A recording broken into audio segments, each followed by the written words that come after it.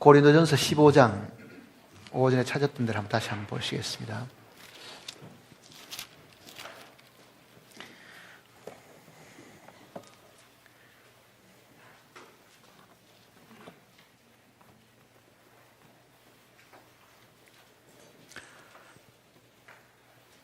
(3절입니다) 15장 3절.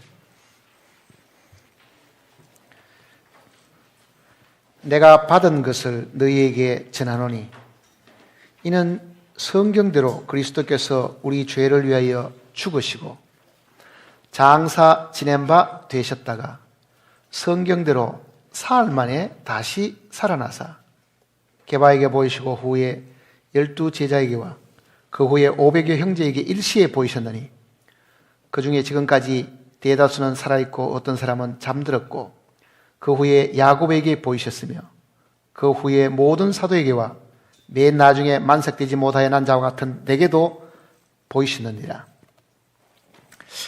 바울이 이 복음의 내용을 하나님께 받아서 설명을 하기를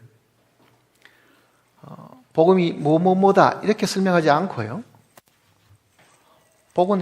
복음은 예수님의 이 죽으심과 부활이다. 그 내용을 지금 이야기를 하고 있는 겁니다. 성경대로 그리스도께서 죽으시고 성경대로 다시 살아나셨다. 복음이 뭐냐? 예수님이 우리를 위해서 죽으시고 부활하신 것이다. 그 내용과도 같은 겁니다. 쉽게 말하면. 다시 로마서 1장을 한번 보시면요.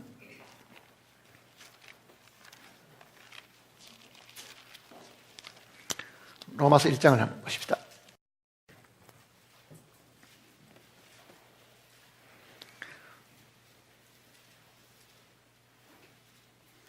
로마서 1장 1절부터 보시겠습니다.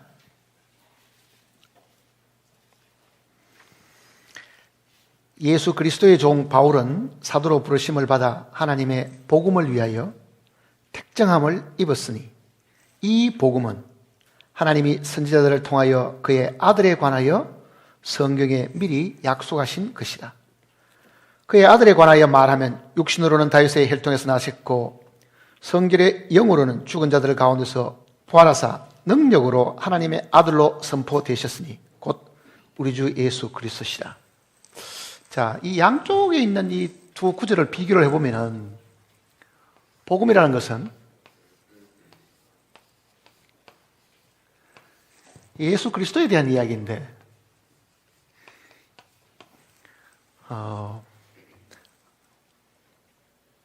고린도전서 내용은 성경대로 죽으시고 부활하신 이야기가 있고 여기는 다윗의 혈통으로 나시니가 하는 그 이야기죠. 태어나시니가. 그렇다고 하면은 복음이 예수님의 일생하고 이게 관련이 있다는 말과도 같은 이야기입니다. 예수님의 태어나심, 성육신 하신 것, 그 다음에 예수님이 십자가에 달려 돌아가신 것, 그 다음에는 예수님이 3일 만에 부활하신 것, 다시금 하늘로 성천하신 것, 그 다음에 성령을 보내주신 것, 장차 이 땅에 다시 오실 분. 크게 예수님에 관계되는 이 사건을 우리가 기록을 해보면 출생이 있고요.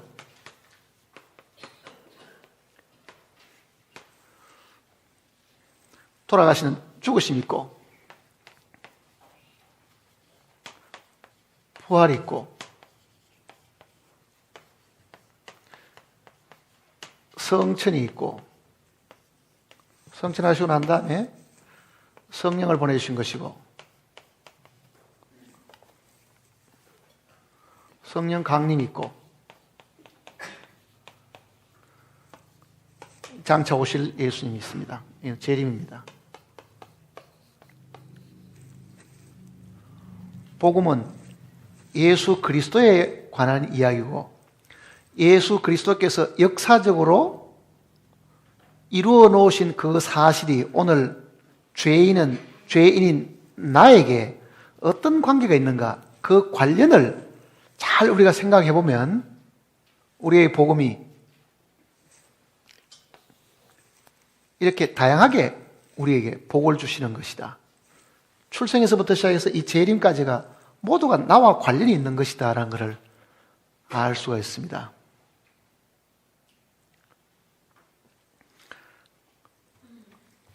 이 하나하나를 이제 우리가 한번 살펴보면, 보통 우리가 생각하는 것은 예수님이 내 대신 죽으셨다. 그래서 내 모든 죄가 사함을 받았다.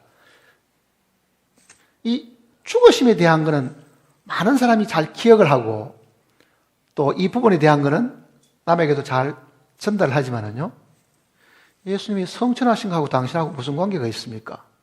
성천이 당신에게 주는 유익이 뭡니까? 이렇게 물으면은 그거는 그의 일이고 성천은 나와 관계가 없다. 일이 다 끝났으니까 하나님은 하늘로 다시 올라가신 것이다. 아마 이렇게 생각하는 사람들도 없지 않아 분명히 있습니다. 그러면 성령을 보내주신 건 당신하고 무슨 관계가 있습니까?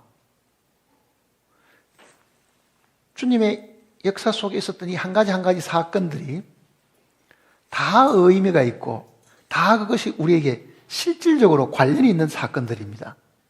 그러니까 복음의 내용을 다 알려고 하면은 이 내용을 다 알아야 제대로 사실 알 수가 있는 거죠. 재림하고 나하고는 무슨 관계가 있으며, 성천하신 이 성천 때문에 내가 얻는 유익이 무엇인가? 그거를 우리가 지금 이번 시간에 공부를 해보려고 생각을 하고 있습니다. 제일 먼저 있는 이 출생을 한번 보십시다. 출생. 이거는 영으로 계신 하나님이 죽으셔야 되기 때문에 사람의 몸을 입으신 것이다 그랬잖아요. 이거는 우리가 말한 대로 성육신. 자, 예수님의 성육신이 실제 우리에게 무엇을 가져다 주는 것이냐? 출생이 우리에게 가져다 주는 이 복된 소식이 뭐가 있느냐? 출생하지 않았으면 죽으실 일도 없겠고, 죽으심이 없었으면 부활도 사실 없었겠지만요, 출생이 실제로 무엇을 이야기하는지를 이 성경을 통해서 이제 한번 찾아보시기 바랍니다. 요한복음 보십니다.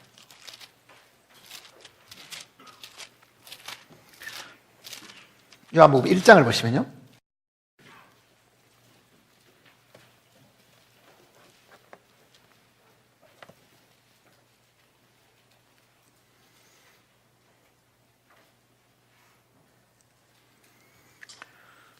일장 14절을 보시면요, 같이 읽어보겠습니다. 말씀이 육신이 되어 우리 가운데 거하시며 우리가 그의 영광을 보니 아버지의 독생자의 영광이요 은혜와 진리가 충만하더라. 말씀이 육신이 되어 도, 성, 인, 신. 도가 사람이 되셨다. 도성인신. 그게 우리가 말하는 성육신이잖아요. 도는 하나님의 이 진리, 말씀을 이야기하는 거니까 말씀이 육신이 되셨다. 그러니까 하나님이 육신을 입으시기 전에 그는 말씀으로 계셨다. 그게 1장 1절에도 태초에 말씀이 계시니라. 이 말씀이 하나님과 함께 계셨으니 이 말씀은 곧 하나님이시라. 바로 태초에 말씀으로 계셨던 그 분이 죄지은 우리를 위해 가지고 죽으시기 위해서 본래 육신을 가지고 계시지 않았던 분이 육신을 입으신 거잖아요. 그러니까 육신이라는 것은 우리가 뭐라고 말합니까? 세상에 살 때도 육신의 장막, 그러죠. 육신의 장막. 이게 흙집을 입었다. 집을 입고 있다. 그 뜻이잖아요. 지금 이 구절의 뜻도 그런 의미입니다. 다시 보시면요. 여기 보면은 말씀이 육신이 되어 우리 가운데 거하심에, 이 구절이 본래 의미는 말씀이 장막이 되셔가지고 우리 가운데 거하셨다. 쉽게 말하면은 구약 성경 속에 있는 장막, 모세가 지었던 그 성막, 그렇죠? 예수님이 성막이 되셔가지고 사람 가운데 거하시게 되었다. 그 얘기입니다. 사람이 가운데 거하시게 됐다. 자, 우리는 이 구약을 다시 한번 생각을 해보면, 과거에 성막 공부를 할 때 여러분이 잘 들으셨으면 이해를 하시겠지만요, 성막은 사람들이 연구해가지고 모세가 치수를 정하고 색깔을 정해서 만드는 건 아니잖아요. 광야에 나왔을 때 하나님의 지시에 따라 가지고 이 성막을 이렇게 만들었습니다. 밖에는 기둥을 세우고 그 기둥을 전부 다 흰 세마포로 한 2.5m 정도 높이로 이걸 다 막은 거예요. 동쪽에다가 출입구문을 만들었습니다. 성막의 문이 동쪽에 있는 이유를 설명해 드렸지요. 왜 이게 남쪽도 아니고 서쪽도 아니고 동쪽에 있다 그랬습니까? 이 성막의 모습은 에덴 동산의 모습을 그대로 옮겨놓은 것과 같은 거예요. 에덴 동산의 출입구가 어느 쪽에 있다 그랬습니까? 동쪽에 있다 그랬지. 그래서 동쪽에 이 그룹을 향해서 지키게 하는 거잖아요. 그러면은 이 울타리는 막아둔 거지, 못 들어가도록. 그리고 입구만 여기 동쪽으로 열어놓은 거예요.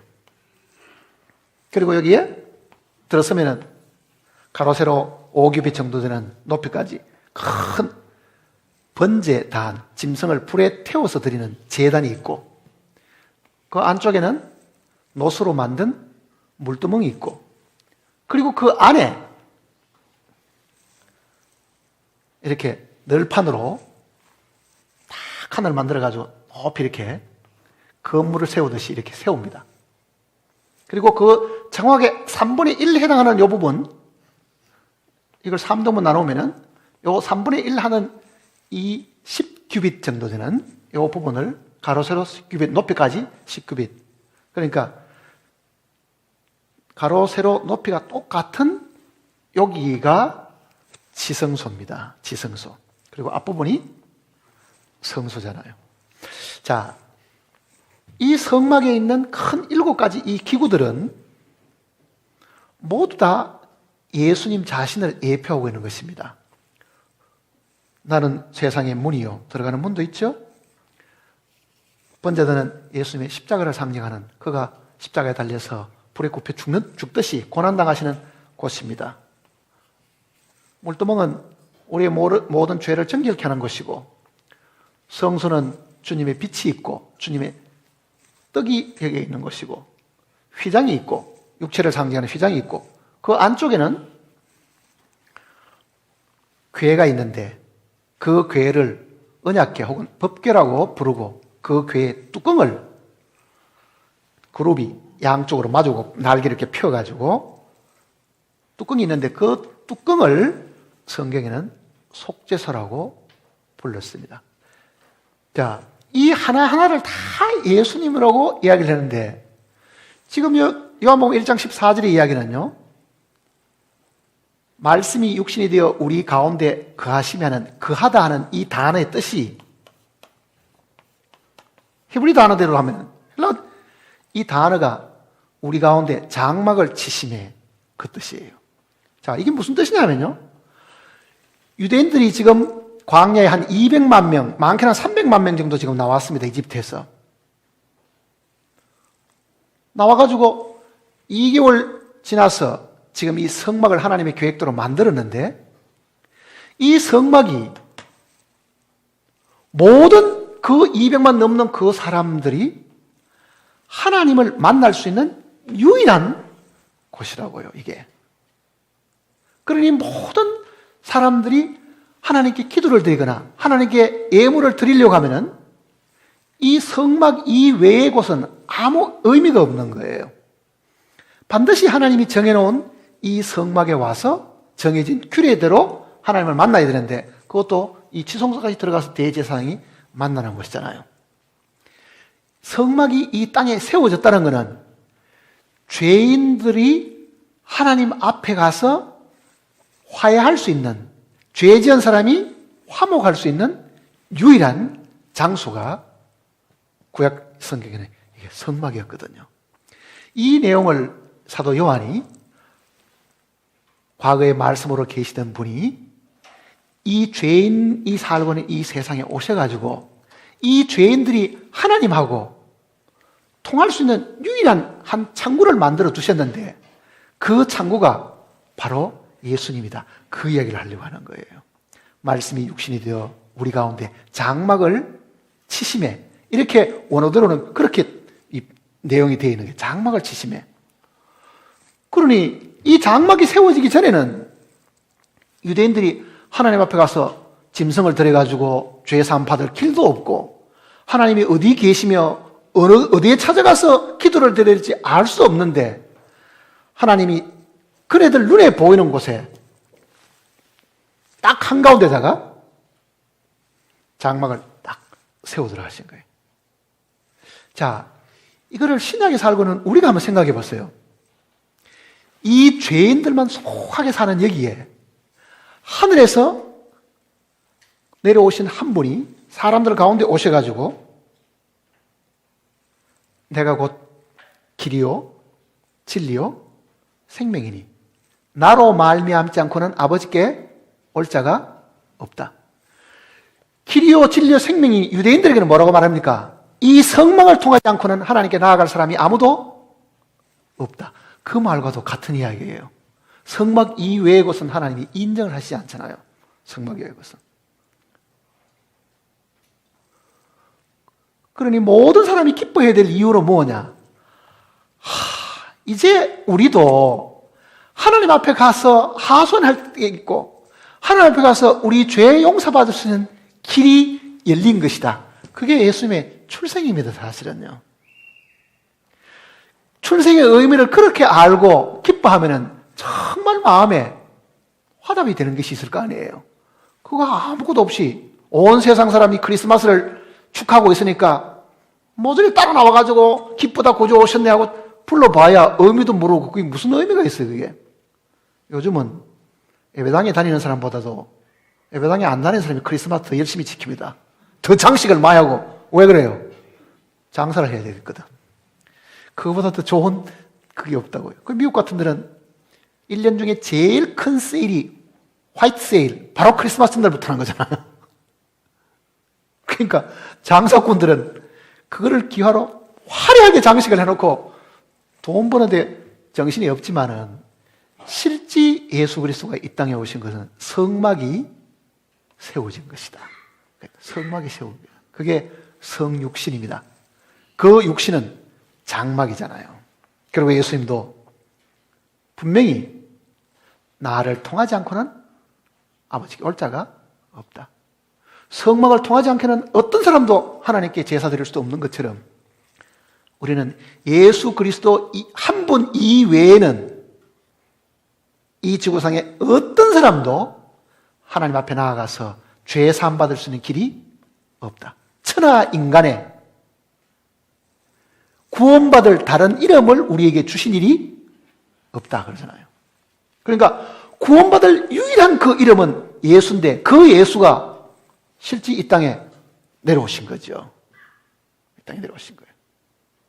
그러니 자신이 성막이시고 자신이 번제단이시고 자신이 물두멍이고 자신이 성소고 자신이 지성소고 자신이 속죄소잖아요. 속죄소가 뭡니까?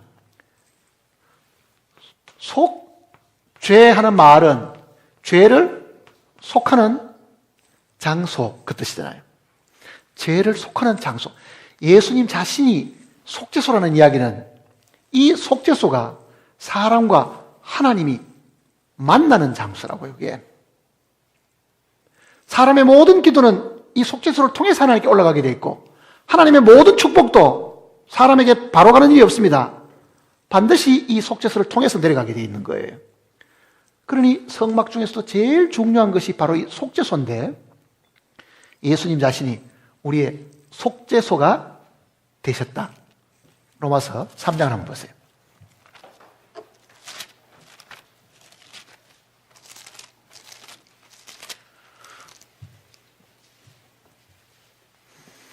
로마서 3장 25절입니다.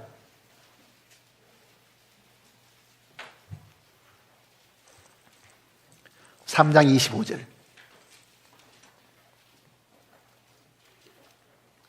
같이 읽읍시다. 이 예수를 하나님이 그의 피로써 믿음으로 말미암는 화목 제물로 세우셨으니 이는 하나님께서 길이 참으시는 중에 전에 지은 죄를 간과하심으로 자기의 의로우심을 나타내려 하심이라. 자, 여기 보면은 그의 피로서, 그 다음에는 믿음으로 말미암는 뭘 세웠다고요? 화목 제물로 세우셨으며. 자, 여기 지금 화목 제물로 하는 이 표현은 원어대로 하면 이게 속죄소로 세우셨다 그 뜻입니다. 속죄소로 세우셨다. 하나님이 예수를 속죄소로 세우셨다. 이 속죄소는 시, 은,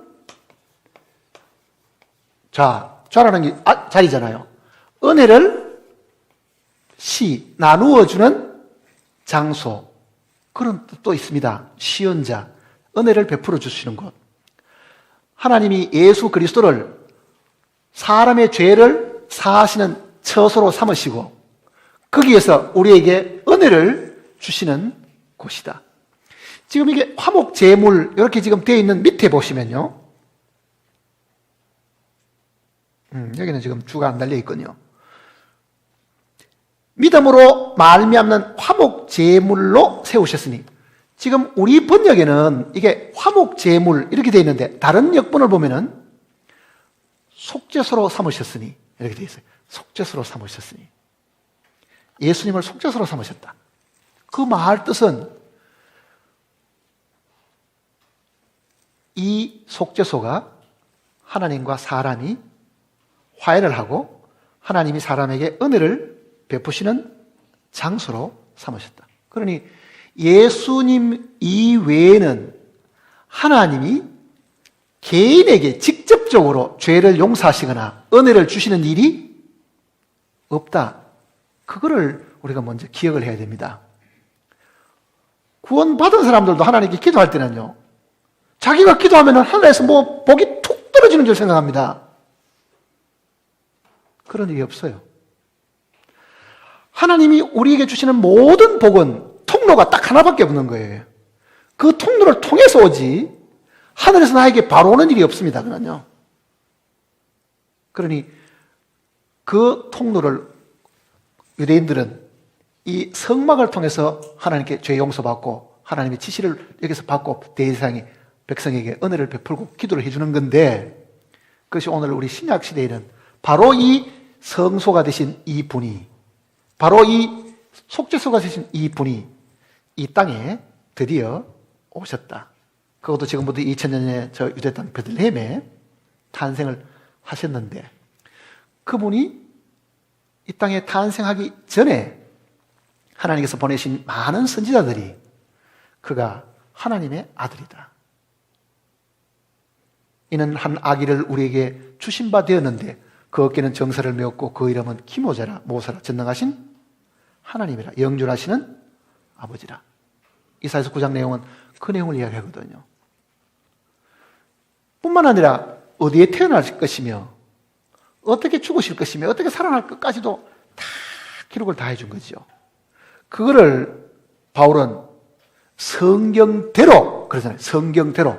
그러니까 미리 주님이 이 땅에 오셔서 태어나실 것부터 죽으실 것, 부활 성천하실 것까지 다 기록이 되어 있는데, 그가 실제 몸으로 나타나기 전에 성경에는 예언을 통해서 다 우리에게 보여주셨고, 예언해 주신 그대로 주님이 이 땅에 오신 것이다.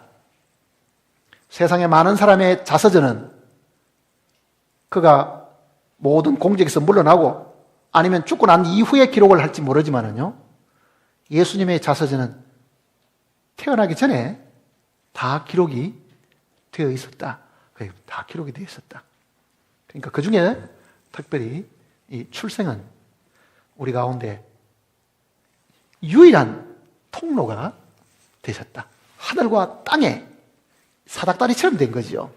누구든지 하늘에 올라가려면 이 예수 그리스도라는 사닥다리를 통해서 올라가야 되는 것처럼 누구든지 하나님께 기도하려고 해도 반드시 예수 그리스도를 통해서 기도하잖아요. 그래서 우리는 주의 이름으로 기도를 하게 되죠. 하늘로 올라가는 것도 그리스도를 통해야 되고, 하나님이 우리에게 복을 주는 것도 그리스도를 통해서 그리스도 안에서 주시는 거지, 그리스도 밖에서 개별적으로 복 주는 일은 없다. 그걸 먼저 기억을 해야 돼요. 없다.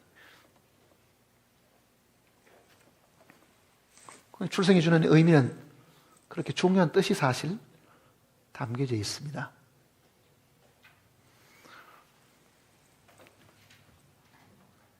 미국에서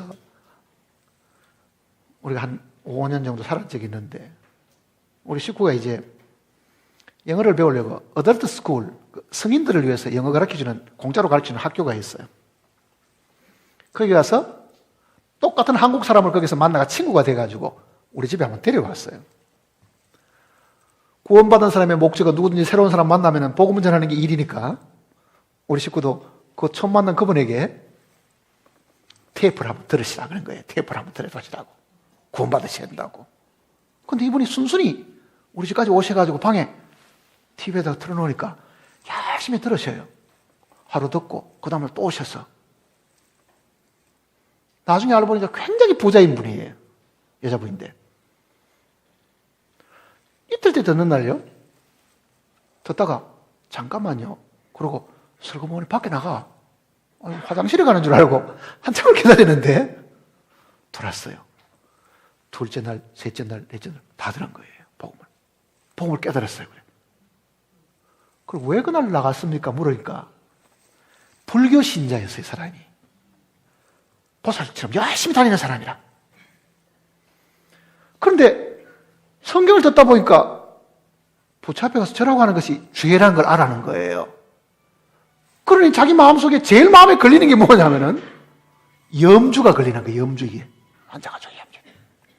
그 부자니까 이 염주도 굉장히 비싸게 주고 샀던 모양이라.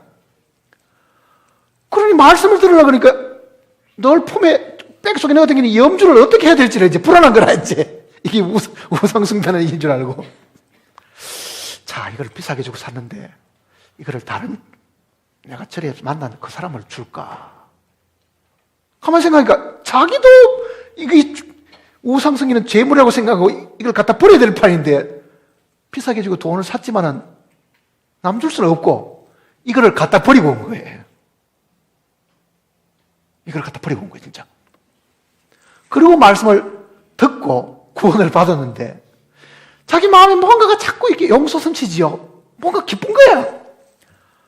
찬송을 하면 찬송에서 한마디 하겠는데 평생 동안 불교밖에 안 믿었으니 찬송을 한마디도 모르겠고 그런데 뭐가 마음에서 너무 좋고 기쁘니까 뭐라고 말을 해야 될지 모르거든요. 어릴 때 예배당에 떡어도 빵 얻어 먹으러 다니는 크리스마스 때 이제 이렇게 놀러 다니던 그때 배운 노래 기쁘다 구주 오셨네. 그 노래가 생각나는 거라. 기쁘다 구주 오셨네. 그래 가서 집에 가서 기쁘다 구주 오셨네. 그것만 불렀다는 이야기입니다. 제가 그 얘기를 가만히 듣고요. 죄사함 받고 복음에 대한 여론은 몰라도 실제로 자기 마음에 누가 왔습니까? 예수님 오셨잖아요. 그게 사실은. 정말 자기 마음에 예수님 오신 거예요. 세상에 오늘 예수님이 아니라 자기 마음에 오셨으니까 자기가 아는 그 찬송 어릴 때 배웠던 그 노래가 기억나가지고 기쁘다고 오신 놈만 계속 불렀다고 이야기하는 거예요.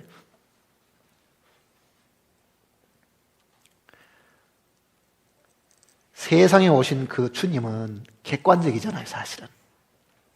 밖에 있는 주님이잖아요. 그분이 자기 안에 오시게 됐다. 그게 실제 우리의 능력이 되고 우리의 실제 삶의 원동력이 된다는 걸 몰라요. 자, 복음에 대한 지식을 밖에다가 아무리 많이 쌓아놔도 소용이 없습니다. 책마다 있고 테이프마다 그 복음의 지식이 다 있어도 소용이 없잖아요. 그 복음의 지식이 내 안에 들어와야 되는 거예요, 사실은. 그러니까 밖에 있는 지식은 내가 믿음으로 내 안에 것이 되어야 내 체험이 될 수 있고 내 간증이 될 수 있는 거잖아요, 그게. 얼마나 많은 사람들이 복음의 지식을 알고 있습니까? 그렇지만 자기 속에는 그 복음이 없는 거예요, 사실은. 지식은 있는데 이 마음에는 하나도 없는 거예요, 이게.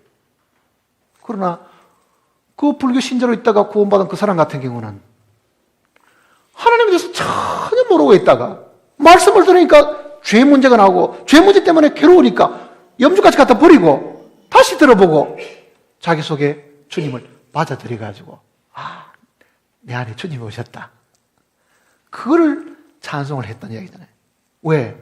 이제는 내 안에서 내 영혼과 하나님의 보호자와 연결이 됐다. 예수 그리스도를 통해서. 그 얘기잖아요. 자, 세상에 오신 이 예수님은 실제 믿으면은요, 우리 안에 오십니다, 사실은. 그 우리 안에 오시는 예수님이 되어야만, 즉, 세상의 구세주가 내 개인의 구주가 되어야만 그 사람이, 복 있는 사람이, 그 사람이 구원받은 사람이에요. 예수 그리스도가 이 세상에 왔지만은 세상 사람이 다 구원받은 건 아니잖아요. 세상에 오셨지만은 세상 모두가 자동적으로 구원을 못 받는다고요. 그 밖에 오신 그 예수님이 우리가 믿음으로 받아들이게 되면 이 안에 오시게 되고, 이 안에 오시게 되면 내 영혼과 하나님의 영혼의 통로가 통할 수 있는 길이 생겼다. 기도의 통로가 생긴 것이지요. 기도의 창구가 만들어진 겁니다. 불교 신자도 기도하고 다른 종교를 믿는 사람들 다 기도를 하지만은요, 그 기도는 아무 의미가 없는 거예요, 사실은요. 자기 소원을 입으로 내는 것 뿐이지, 그 기도가 어디를 통해서 어떻게 살아계신 하나님께 올라간지는 그네들은 모르잖아요. 그런데 믿은 우리는 객관적인 예수 그리스도께서 주관적인 우리의 주님이 되심으로 말미암아 하늘과 사닥다리가 되시고 하늘의 통로가 되시고 예수님이 친히 말씀하시는 내가 곧 길이요. 출발 지점이 너고 너에서부터 하나님께 가는 길이다. 그 얘기들 하나님께 가는 길이다. 나를 통하지 않고는 아무도 하나님께 올 자가 없다. 그러니 세상 사람이 말하는 대로 불교 신자는 불교 믿으면 극락 가고 기독교 신자는 예수 믿으면 천국 가고 극락과 천국은 이름만 다를 뿐이지 나중에 가보면 같은 곳이다. 그게 세상 사람이 하는 이야기입니다. 기독교인들이 만일 그 불교의 극락이 없고 틀렸다고 말하면 그는 적기 되면 옳다 그러고 불교를 무시하고, 불교를 무시해서가 아니라 실제 살아계신 하나님께서 자기가 오는 그 길을 그렇게 정해놓으신 거예요. 우리가 선택한 것도 아니잖아요. 진리는 양보할 수 있는 것이 아닙니다. 너도 좋고 나도 좋다가 아니죠. 진리는 하나밖에 없는 거예요. 하나밖에.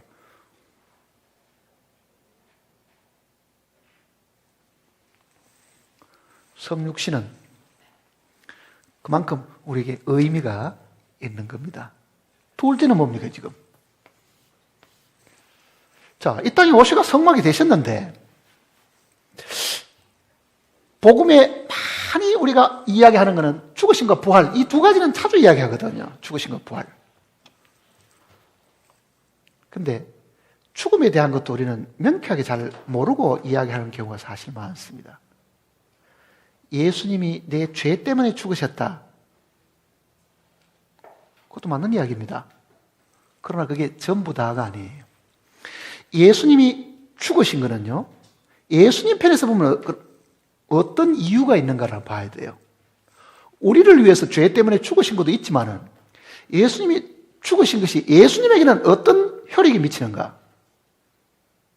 예수님이 죽으면 예수님에게 무슨 일이 생깁니까? 그거 생각해 본 적 있어요?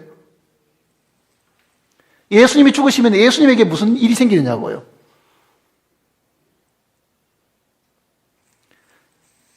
예수님의 죽음은 예수님이 이 땅에 오실 때 육신을 입으신 것을 벗어버리는 일이에요. 그것이 예수님에게 오는 유익입니다. 예수님은 사실은 육신이 필요 없으신 분이잖아요. 육신을 입으신 이유는 죽을 몸을 예비하시기 위해서 입으신 것인데 예수님에게는 우리처럼 이 거추장한 육신이 예수님 자신에게는 필요하지를 않지요. 그러니 예수님의 죽음은 예수님에게는 자기의 육신을 벗어버리는 유일한 길인 거예요. 그게 죽음으로 벗어버리는 거예요. 그러면 예수님은 지금 육신을 벗어버렸으면 뭘 입고 계시는가? 성경이 우리에게 가르쳐준 것은 이 이야기입니다. 우리가 모든 사람을 육체도로 알았으나 이제는 육체도로 알지 아니하노니. 예수 그리스도도 우리가 육체도로 알았으나 이제는 육체도로 알지 아니한다. 십자가에 달려 돌아가시기 전까지는 육신을 입으신 하나님의 아들이었는데 십자가에서 육신을 벗어버렸으니까 이제는 우리가 더 이상 육체도로 예수 그리스도를 알지 아니한다. 왜? 그런 육신을 벗어버렸죠. 뭐가 되셨습니까? 뭐가 되셨냐고요? 영을 입으신 거예요. 성령을 입으셨다. 그 얘기잖아요. 그래서 첫사람 아담은 산 영이 되었다함 같이 마지막 아담은 살려주는 영이 되셨나니, 되셨다는 것은 어떤 상태에서 어떤 상태로 바뀌었다는 뜻입니다. 고린도전서를 보세요.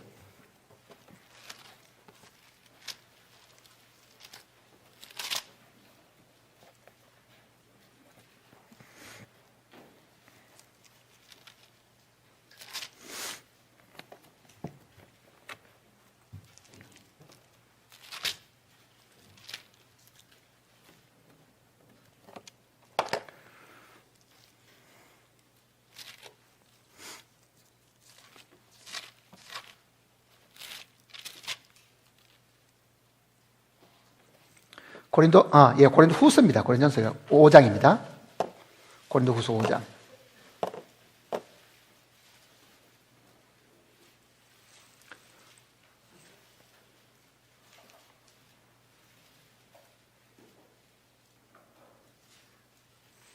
(16절을) 보세요. 16절. 같이 읽어볼까요?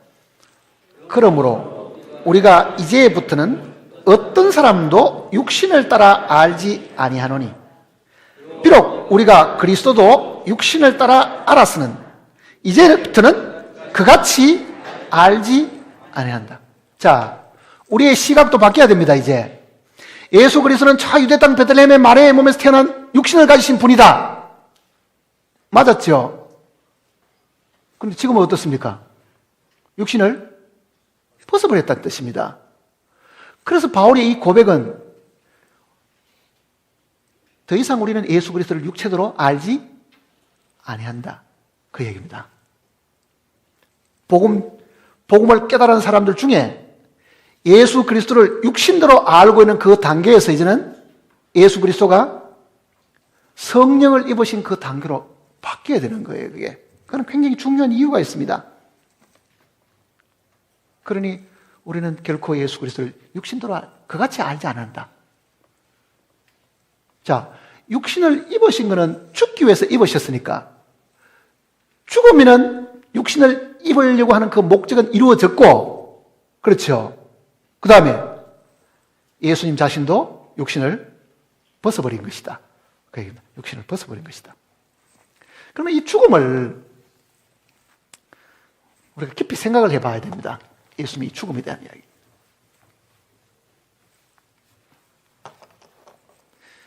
이 죽음과 부활이 우리에게 가져주는 이제 유익을 사실 생각을 해야 되는데요.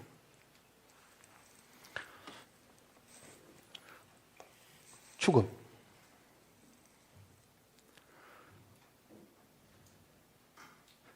죽음은 어떨 때 사형 선고를 해드립니까? 재판하는 사람이 너 징역 1년, 아니면 징역 5년, 아니면 벌금 얼마, 이렇게도 할 수 있는데, 사형 선고를 내릴 때는 왜 그렇게 사형 선고를 내려요? 너는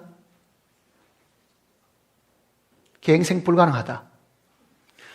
너는 지금 세상에 다시 살려놔 봐야 똑같은 나쁜 짓을 할 거니까 더 이상 너는 개선의 희망이 없다. 그거는 사형을 내리는 거예요. 한 1년 감옥 살리다가 정신 차리면 내보내면 될 것 같은 사람은 징역 몇 개월 하겠지만은요, 도저히 이 흉악범은 살아서 안 되고 사회에 악을 끼치니까 이거는 우리가 소망을 품을 수가 없다. 그 사람에 대해서는. 그런 경우는 그 사람도 반드시 뭘 해야 됩니까? 사형을 내려야 되는 거예요. 사형 집행을 해야 돼요. 하나님이 구원받은 우리들에게도 사형을 내리시는 이유는, 즉 죽음에 처하는 이유는 죄의 삭슬, 징역 몇 개월, 지옥에 가서 3년만 있다가 나오라든지 그렇게 안 하시는 이유는요, 다시 끄집어내놔도 똑같은 죄를 짓는다. 그 얘기도 쉽게 말하면은. 감옥에 1년을 살다가 나와가지고 내놓으면 나오는 그날부터 똑같이 또 죄를 짓는다. 그렇습니까? 안 그렇습니까? 우리가 그런 존재예요, 사실은요. 정신 바짝 차리면 죄 안 지을 것 같습니까? 무심코도 욕이 튀어나오고 무심코도 화가 나쁘는 거예요, 그게. 죄성이 이 안에 있기 때문에 우리는 아무리 절제하고 아무리 죄를 안 지려고 해도요, 긴장하고 있는데도 무심코 누가 뒤에서 툭 건드리면 갑자기 자기도 의식하지 못한 상황에서 죄가 튀어나와 버리는 거예요. 그러니 이 지구상에 어떤 사람도 감옥에 몇 년 집어넣고 나오면은 그날 이후로 죄 안 지을 사람이 한 명도 없으니까 하나님은 너는 치료 불가능하고 나한테는 희망도 없고 너는 다시 고칠 가망성도 없으니 네가 갈 곳은 죽음밖에 없다. 그게 죄의 삭선 사망이다. 그 뜻입니다. 희망이 있습니까? 없습니까? 한 10년쯤 살고 나온다 하면 아이고 좀 지루하긴 하지만 한 10년 있다 나오면 이제 되겠다 하겠지만은 이거는 하나님 앞에는 그게 안 되는 거예요. 거짓말 한 번 해도 아이고 나 그 작은 거짓말 했는 거 가지고 너무하십니다. 나를 지옥 보내지 마십시오 한다 하더라도 문제는 네가 다시 나와도 또 거짓말하는 게 문제다. 이렇게 얘기하잖아요. 그러니 너는 더 이상 치료가 불가능하고 너에게는 희망이 없다. 그렇게 판단을 하셨기 때문에 그 하나님은 나를 죽음에 처하도록 해놓으신 거예요. 그러니까 모든 이 땅에 태어난 모든 사람들은 하나님의 그 심판의 기준대로 하면은 똑같은 형벌을 받았습니다. 너도 사형, 너도 사형, 너도 사형, 너도 사형, 너도 사형. 예외가 아무도 없습니다. 너는 지옥에서 20년, 너는 지옥에서 10년. 이렇게 형 받은 사람은 우리 중에 아무도 없잖아요. 다 똑같은 거예요. 그런데 주님이 죽으시면요, 보세요. 자, 십자가 여기 있으면 33년을 사셨는데 태어나서 33년 사는 요 기간이 우리에게 뭐를 보여주시는가라 보세요, 우선은. 예수님이 이 땅에 33년을 사시는 동안에 소년이나 청년 시절 기록은 거의 없고 나이가 30 될 때부터 기록이 3년 반 동안 기록이 되어 있는데 3년 반. 요 3년 반 동안의 그 기록이 오늘 우리에게 뭐를 가르쳐 주는 겁니까? 그거는 하나님이 사람을 향하신 표준이 무엇인가를 우리에게 보여주는 거예요. 예수님의 말, 예수님의 행동은 하나님의 표준입니다. 그 표준에 우리는 다 미치지 못하는 거죠. 우리는 이웃을 사랑도 못하고 예수님의 이웃도 사랑하시는 분이고 예수님은 불쌍히 여기는 사람이고 예수님은 남에게 모욕을 받고 해도 화내지 않는 사람이고 그 예수님의 요 3년 반 동안의 그 삶은 완벽한 삶이고 의로운 삶이고 거룩한 삶이고 하나님의 표준이라고 그게 그 표준. 쉽게 말하면 자입니다. 자. 그 자를 가지고 대해보면 예수님하고 같지 않는 거는 뭡니까? 전부 다 죄잖아요. 다 죄인 거예요, 그게. 그러니 예수님이 이 땅에 완전한 인간, 죄 없으신 인간, 하나님 보시기에 가장 완벽한 표준인데 예수님 쳐다보기만 해도 우리는 괜히 뭐가 부끄럽고 부족하고 이 표준에 미치지 못한 사람들은 모두가 다 하나님의 심판, 사망을 경험해야 된다는 걸 사실 이야기하는 거예요. 그리고 예수님의 이 죽으심은 혼자 죽으신 죽음이 아닙니다. 이게 지금 우리가 성경을 이제 잘 생각을 해야 되는 거예요. 예수님의 이 죽음은 객관적으로 우리가 쳐다보면 십자가가 저기 있으면요, 예수님이 달려서가지고 내 대신 죽으시는 것이다, 이렇게 이야기하잖아요. 그러니 내 대신 벌을 받으셨으니까 나는 하나님 앞에 벌 받을 필요가 없고, 주님이 나를 사랑하셔서 내 대신 예수님이 죽으셨다. 그것도 맞습니다. 그러나 그게 전부 다는 아닌 거예요. 전부 다는 아닌 거예요. 예수님의 이 죽음 속에는 하나님이 하신 일이 있습니다. 뭘 했었습니까? 나도 죽어야 되고, 너도 죽어야 되고, 그도 죽어야 되고, 그 애도 죽어야, 우리 모두가 다 죽어야 되니까 죽음을 우리도 경험하도록 하신 거예요. 객관적으로 예수님이 우리를 죽는 게 아니라 너도 함께 죽어야 된다. 그러니까 예수님의 이 죽음 안에는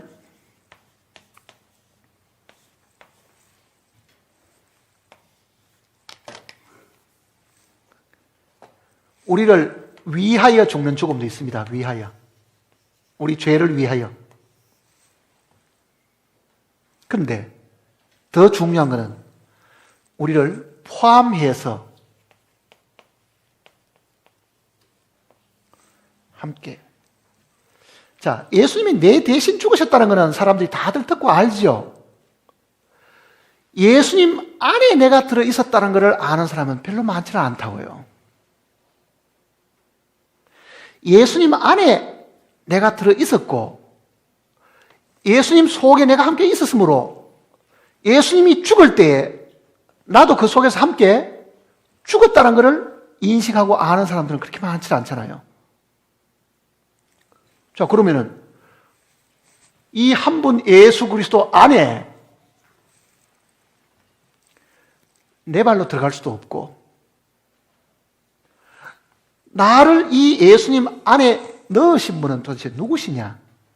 그 얘기예요. 그게 하나님이 하신 일입니다. 하나님이 우리만 넣으신 게 아니라 이 속에요. 아담으로부터 시작해서 창조에 속한 모든 사람이나 사물을 그 속에 다 넣으신 거예요. 하나님이 피조물 모두를 예수님 안에 넣으시고 창조에 속한 모든 걸 그 속에 다 집어넣으셔가지고 이 십자가에 달리시는 예수님의 이름을 마지막 아담이라고 쓴 거예요. 마지막 아담.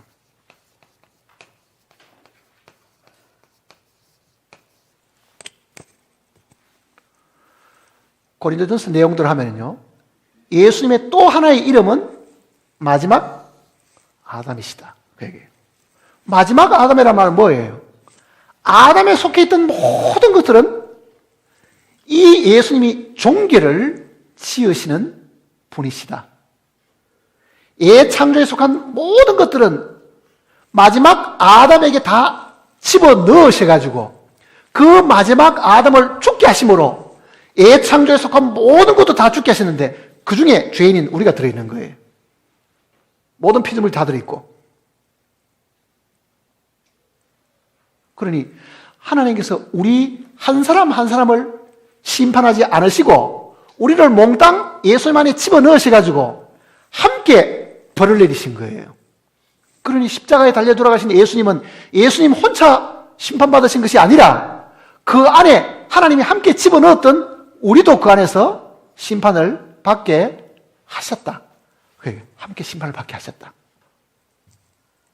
자, 우리가 성경을 읽다 보면 예수님 십자가에 달려 돌아가실 때 성소의 이 휘장이 지성소와 성소로 가로막고 있는 여기에, 자, 여기가 지성소고 여기가 만일 성소면은 여기에 휘장이 있습니다. 휘장이란 말은 베일인데 이 베일이 다 가려져 있는 거예요, 이게. 그런데 그 베일에는 그룹들이 수놓아져 있습니다. 그룹의 얼굴은 사람의 얼굴도 있고 공중에 있는 독수리의 얼굴도 있고 육축을 대표하는 소의 얼굴도 있고 짐승을 대표하는 사자의 얼굴도 있습니다. 이 네 가지 얼굴이 다 있죠. 이게 그룹의 모습인데 그룹들이 여기에 휘황찬란하게 수놓아져 있습니다. 자, 예수님이 운명하셨습니다. 다 이루었다. 복음서 내용이 뭐라고 되어 있습니까? 성소의 휘장이 위에서부터 아래로 찢어졌더라. 위에서부터 아래로 찢어졌다는 것은요, 하나님이 찢으셨다. 그 얘기입니다. 하나님이 찢으셨다. 밑에서부터 위로 찢으면 사람이 찢을 수 있지만은요, 위에서부터 아래로 찢어버린 거예요. 그리고 히브리서 내용은 휘장은 저의 육체라 그러죠. 휘장은 저의 육체라. 자, 휘장이 예수님의 육체인데 그 휘장이 품고 있는 것은 하나님이 지으신 피조물이 다 들어있잖아요, 그게. 네 종류가 다 들어있죠, 그게. 그러면은 휘장 찢어질 때 수놓아진 것은 그대로 남아있었겠어요? 함께 찢겨졌습니다. 휘장이 주님의 육신이고 그 휘장에 수놓은 것이 모든 예창조에 속한 피조물이라고 하면은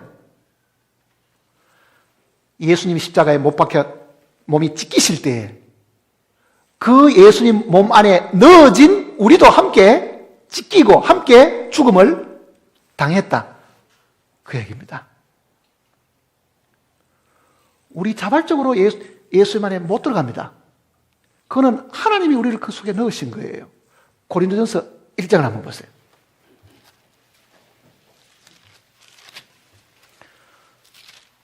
고린도전서 1장 30절입니다.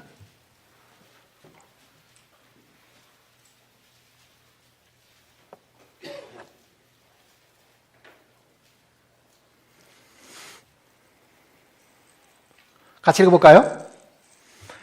너희는 하나님으로부터 나서 그리스도 예수 안에 있고, 자, 우선 거기까지 보세요. 너희는 하나님께로부터 나서 그리스도 예수 안에 있고, 우리가 예수 안에 있게 된 것은 하나님으로 말미암은 것이지 우리로 말미암은 것이 아니다, 그 말입니다. 내가 그걸 알았든지 몰랐든지 하나님이 나를 그리스도 안에 넣으신 것은 하나님의 절대적인 주권으로 하나님 자기 뜻을 따라서 그 속에 넣으신 거예요. 내 개인 하나하나를 하나님이 벌하시지 않고 예수님 안에 우리를 넣으셔가지고 그 예수님을 벌할 때에 거기에 들어있는 내까지도 함께 벌을 했습니다. 자, 보세요. 휘장이 제 육체인데 휘장이 찢어질 때 찢겨진 그 그룹의 그 모습이 오늘 나라고 한번 생각해 봤어요. 내가 그 중에 들어있잖아요, 지금. 예수 그리스도께서 이 형틀에 달려서 하나님의 심판을 받았을 때 예수님만 받았습니까? 그 안에는 나도 받았습니까? 이거를 분명하게 생각해야 돼요. 심판을 받은 거잖아요, 지금. 내가 직접 하나님께 심판을 안 받았는데 그리스도 안에 넣었다 보니 그리스도의 운명이 내 운명이 되어버린 거예요. 그리스도가 살아있으면 살아있을 텐데 그리스도가 죽다 보니 나도 그 속에서 내 의지와 관계없이 죽음을 맞이하게 된 거지요. 그러면 한번 보세요. 죄의 삭은 사망이다. 내가 죽었습니까? 안 죽었습니까? 내가 다시 죄 때문에 죽을 일이 있습니까? 없습니까? 그러니 우리가 하나님 앞에 당당하게 이야기할 수 있는 것은 하나님, 나도 예수님 안에서 죄 심판을 받고 죽음을 경험했습니다. 그러니 하나님은 나한테 죄를 용서 안 할 수가 없습니다. 그렇게 된 거예요. 우리는 죄 용서하도록 하나님께 구원하듯이 비는 것이 아닙니다. 하나님도 더 이상 이제는 우리 죄를 용서해 줄까 말까 선택하실 수가 없는 거예요. 휘장만 찢기고 수놓아진 건 안 찢겼으면 모르지만은 그 수놓아진 것까지 다 찢겨버렸으면은 내 의지와 관계없이도 나는 함께 그 안에서 죽어버린 거잖아요. 왜 사람들이 구원을 받았는지 안 받았는지를 의심하느냐면요, 이루어진 이 사실을 안 믿으니까 그런 거예요. 이루어진 그 사실을. 이거는 예수님 안에서 이미 끝이 나버리기 때문에 하나님도 이걸 되돌릴 수가 없어요, 이제는요. 하나님도 예수님이 돌아가시기 전 같으면은 구원을 할 수도 있고 안 할 수도 있고 선택을 할 수 있지만은요, 이미 그 안에서 내가 심판을 받았으니까 하나님도 네 구원 취소다 그렇게 할 권한이 없지요. 그렇게 되면 하나님도 불의하신 분이 되는 거예요. 이미 죄의 형벌이 내려졌는데 내가 네 마음에 안 든다, 너는 예외다 할 수가 없다 그 얘기잖아요. 자, 심판 받았습니까? 안 받았습니까? 그래, 예수 그리스도의 이 죽음이 역사적인 죽음이고 2000년에 있었던 사실이고 그것이 성경 속에 곳곳에 기록되어 있고 그 예수님이 죽을 때 우리도 그 속에 들어 있었음을, 하나님이 우리를 그 속에 넣어 주셨음을 성경이 증거하고 있잖아요. 자, 이 죽음이 예수님 개인의 죽음이 아니잖아요, 사실은요. 예, 개인의 죽음이. 정말 이 죽음은 놀라운 죽음이라고요.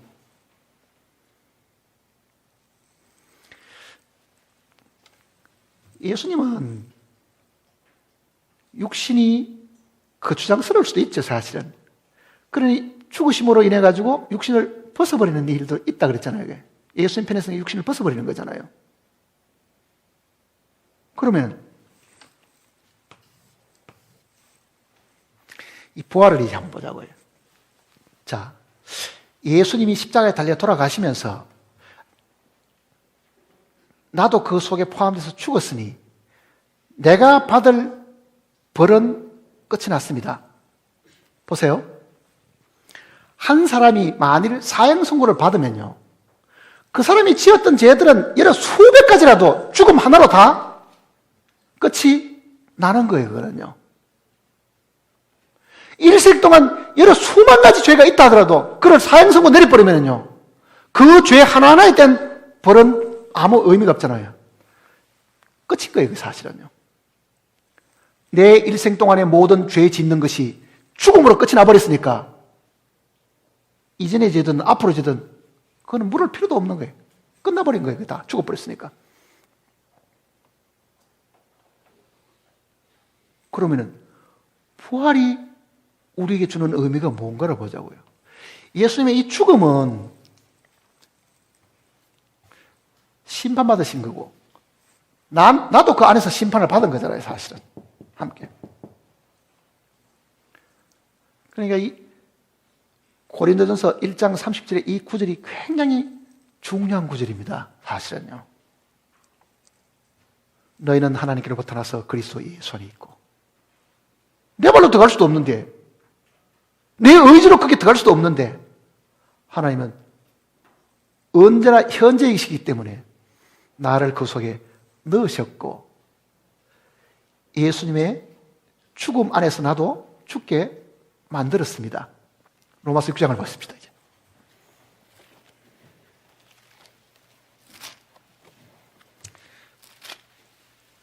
로마서 6장.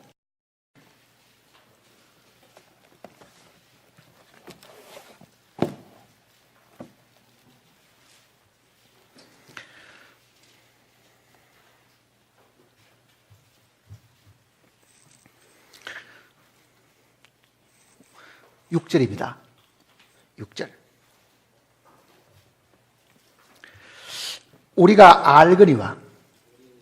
자, 바울은 이 기록을 하면서요, 우리가 알거니와 했는데 정작 우리는 모를 수도 있습니다.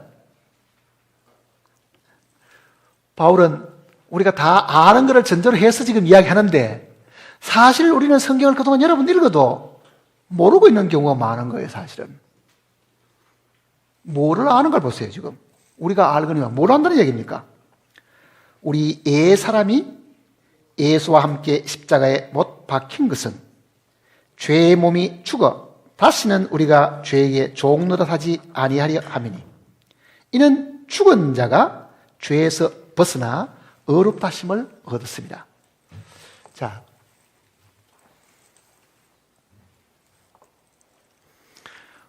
여기서 조금 더 세분해서 이제 생각해 봐야 될 것이 있습니다. 예수님의 죽으심이 우리에게 미치는 그 효력이 도대체 무엇이냐? 자, 사람이 죄를 짓는데 낱낱의 죄들은 우리가 범죄라고 이야기한다 그러잖아요. 이 죄들이 많으면 범죄들이 되겠죠, 범죄들. 범죄라는 것은 죄의 뿌리에서 나오는 열매들이라 그랬잖아요. 뿌리는 어디 있습니까? 내 안에 있고 열매는 내 밖에 있죠. 내 밖에 있는 이 열매들은 하나님 앞에 일일이 다 기록되고 있습니다. 그걸 우리가 지금 분명하게 해야 됩니다. 내가 지은 낱낱의 모든 죄들은 하나님 앞에 다 기록이 되어 있습니다. 책들이 펴 있고 또 다른 책이 펴 있으니 생명책이라. 생명책 이외에 다른 책들이 있는데 그것이 모든 사람이 지었던 죄들을 다 기록해 놓은 책이라 그 뜻이잖아요.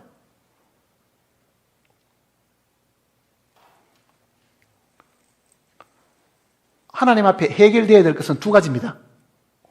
하나는 내가 저지른 죄의 열매들, 살아오는 동안에 거짓말한 거, 속이고 화내고 훔치고 나쁜 짓 하고 하는 그 많은 것들은 하나님 앞에 기억되는 거예요. 범죄들입니다. 이 범죄들은 어떻게 사함을 받는가? 내가 지은 죄들은 죄를 해결하기 위해서, 그 죄를 사함받기 위해서는 하나님의 원칙이 정해져 있습니다. 율법을 조차 그의 모든 물건이 피로서 정결케 되나니 피 흘림 없은 적 삶이 없다. 자, 이 범죄들은 사함을 받아야 되고, 성경이 구분한 용어를 잘 봐야 됩니다. 죄 사함을 받아야 되고, 사함을 받는다, 용서를 받는다, 그 얘기잖아요. 사함을 받고 하나님 앞에 있는 그 낱낱이 죄들이 사함을 받으려고 하면은 하나님의 요구가 만족되어야 되겠죠. 율법을 주자 그의 모든 물건이 피로서 정결케 되나니 피 흘림없은 적 사함이 없다 했으니까 피가 있어야 되는데 구약 성경에는 짐승의 피를 가져갔습니다. 짐승은 사람 같은 죄를 안 지었으니까. 그것은 예수 그리스도가 오시기까지 그림자고 예표지요. 예수님께서 죽으시고 피를 들고 하나님 앞으로 가신 거예요. 피를 들고 자기 피를 가지고, 그거는 하나님 앞에 있는 죄들을 먼저 해결하시려고 하는 거죠. 하나님 앞에 있는 죄들을. 구약의 죄 사함 받는 것도 이렇습니다. 우리가 아까 성막을 잠깐 그려봤지만은 솔로몬 성전도 마찬가지입니다. 모습은 같은 형태니까. 여기가 지성소잖아요. 여기가 하나님의 이름을 두신 곳이고 하나님이 임재하시는 곳입니다. 하나님이 계시는 곳이잖아요. 그게가 속죄소니까 여기 속죄소 이렇게 이 속에는 뭐가 들었냐면요, 모세가 하나님께 받은 돌판 10계명이 여기 속에 들어있습니다.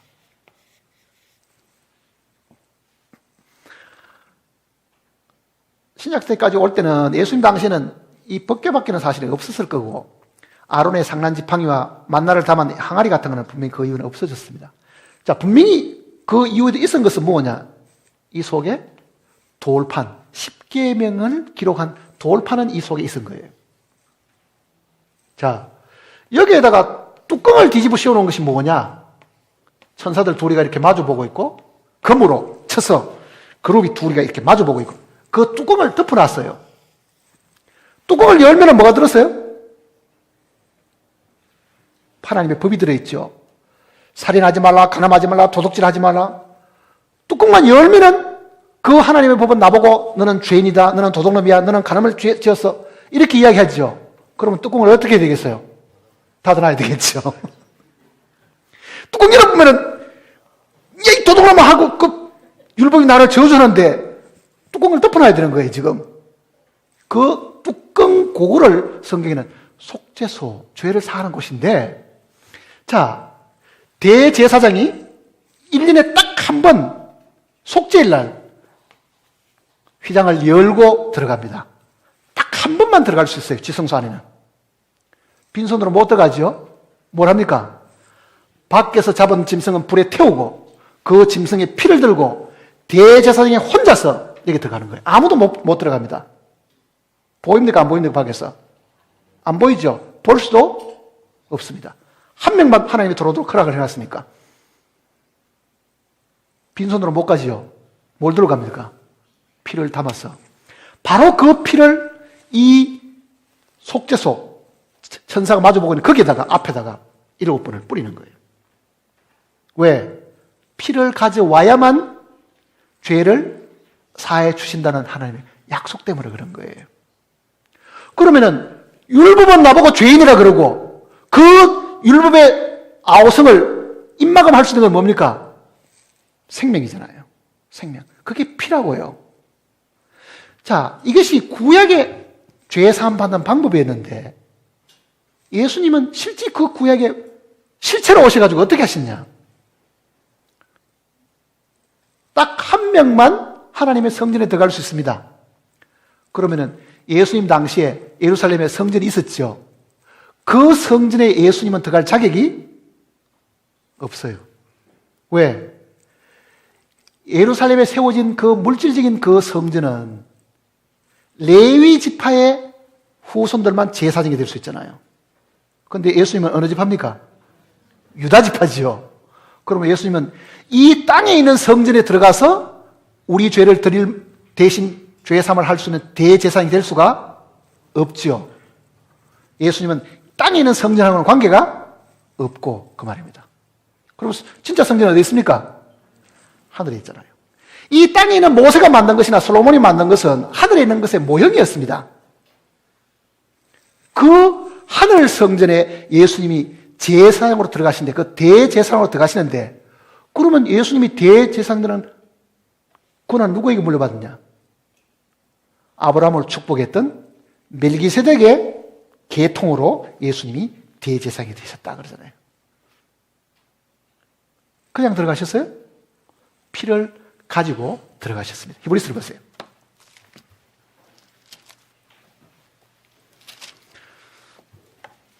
히브리서 9장을 보시면요.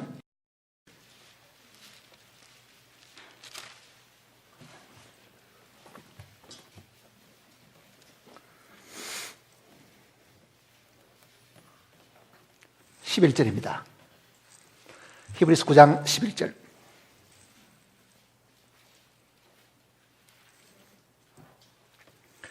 그리스도께서는 장래 좋은 일의 대제사장으로 오사 손으로 짓지 아니한 것 곧 이 창조에 속하지 아니한 더 크고 온전한 장막으로 말미암아 염소와 송아지의 피로 아니하고 오직 자기 피로 영원한 속죄를 이루사 단번에 성소에 들어가십니다.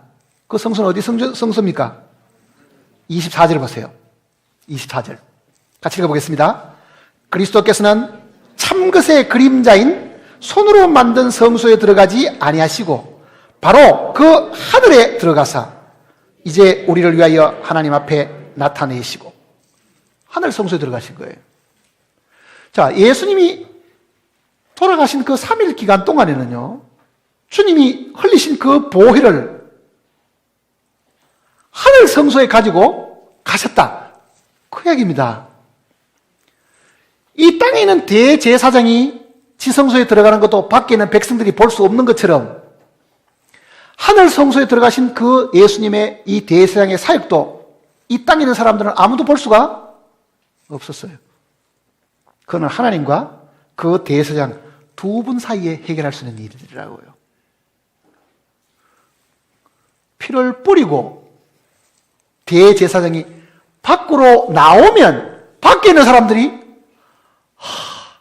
우리가 1년 동안 지은 죄가 오늘로 이제 다 정결함을 입었다.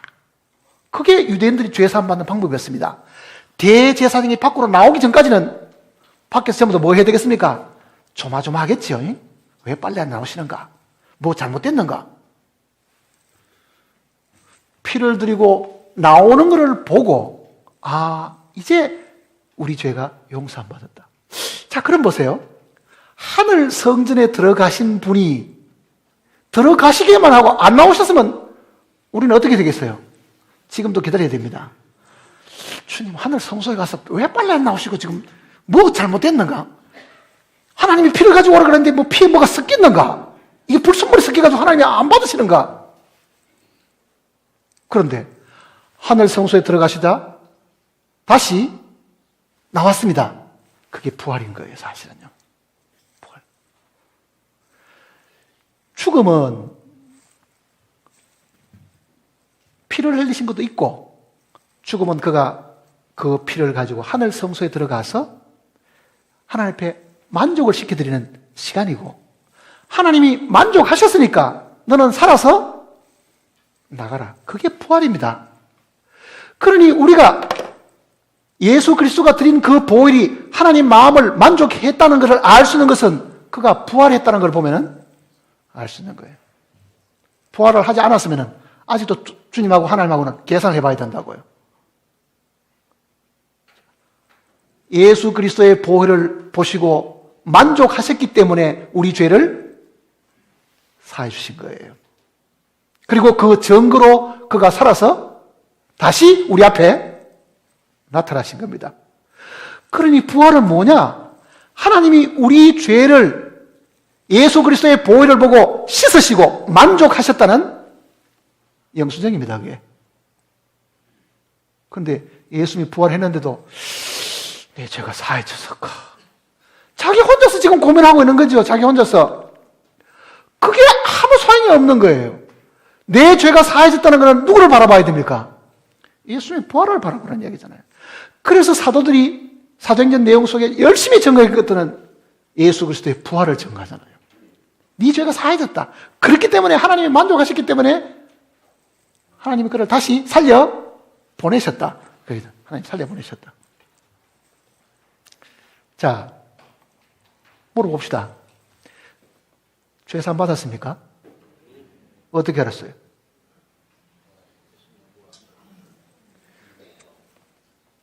사실은 죄 사함 받았냐고 묻는 거는요, 이 말과도 같은 이야기입니다. 당신이 하나님이 당신 죄를 사해 주신 것을 당신이 알고 있습니까? 그 말이라고요. 하나님이 당신 죄를 예수 그리스도 때문에 다 용서해 주신 것을 당신이 알고 있습니까? 잘 모르겠는데요. 당신은 예수 그리스도가 부활했는 걸 믿습니까? 안 믿습니까? 그 부활이 당신의 죄가 하나님 앞에 깨끗하게 되고 하나님이 당신의 죄를 용서하셨다는 증거입니다. 그 얘기잖아요. 부활이 증거입니다. 그거보다 더 분명한 것이 없습니다. 성경도 그 내용을 전하고 있잖아요.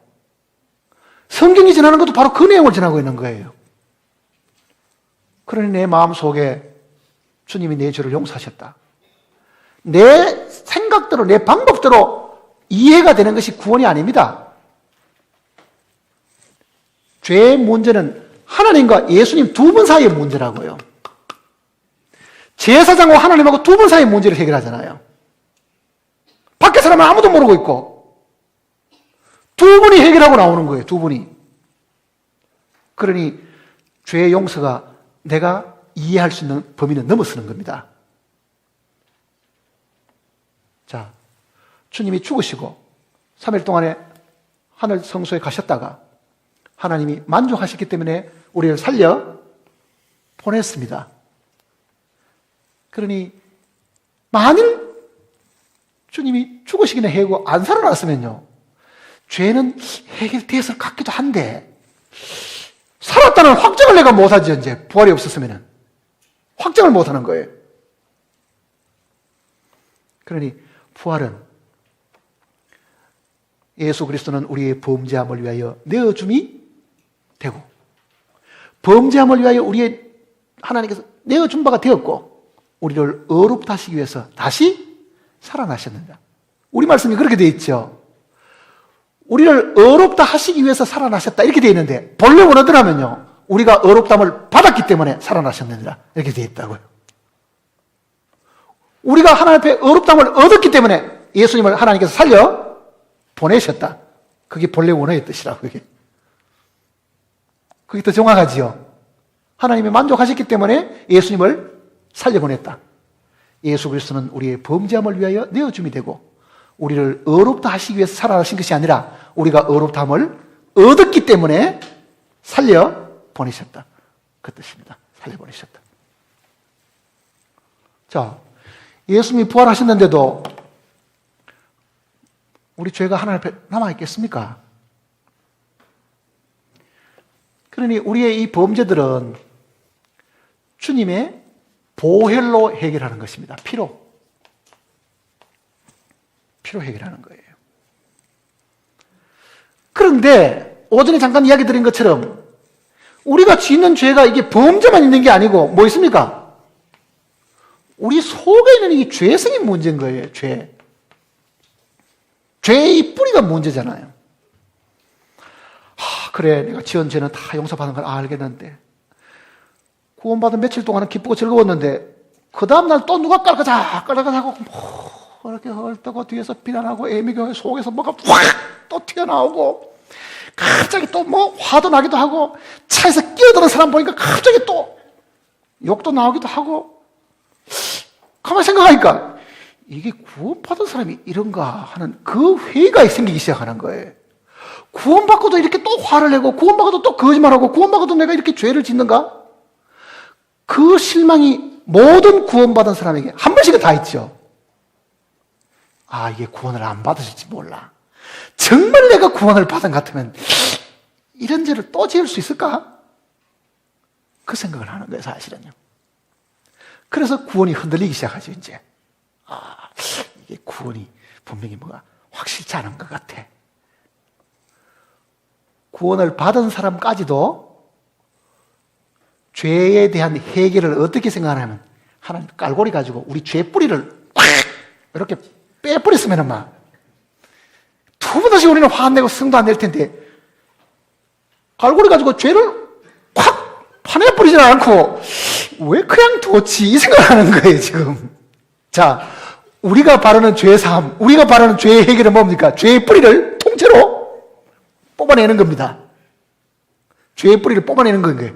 우리가 생각하는 거는. 하나님은 그렇게 해결하지 않았습니다. 그러면 하나님은 죄를 그러면 어떻게, 우리 죄의 뿌리는 어떻게 해결하시는가?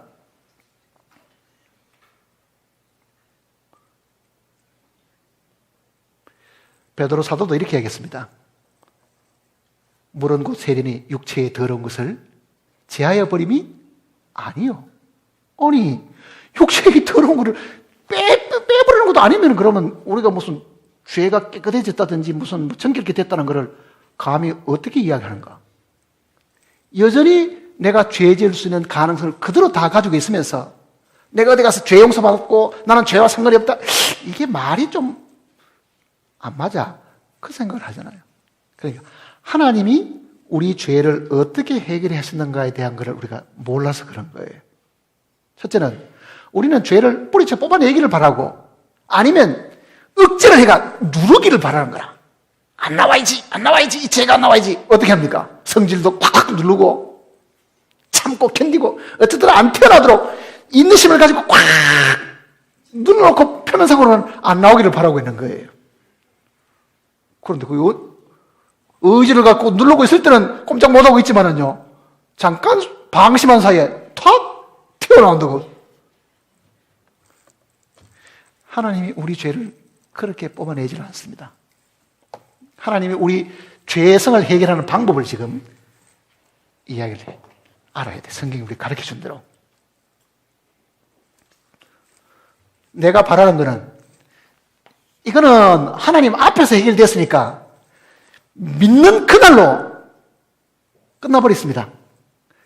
영단번. 한 번으로 영원히 끝을 내버렸는데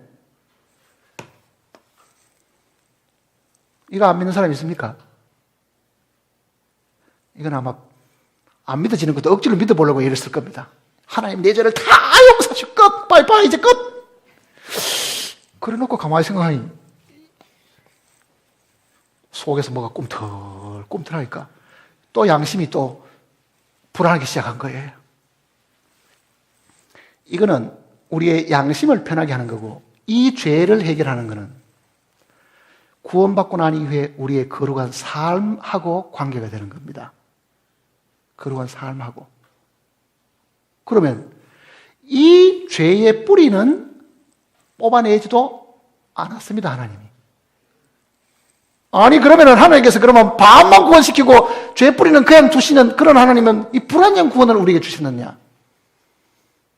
아니, 우리가 생각하는 대로는 아닌데 이 부분을 하나님이 해결하신 거예요.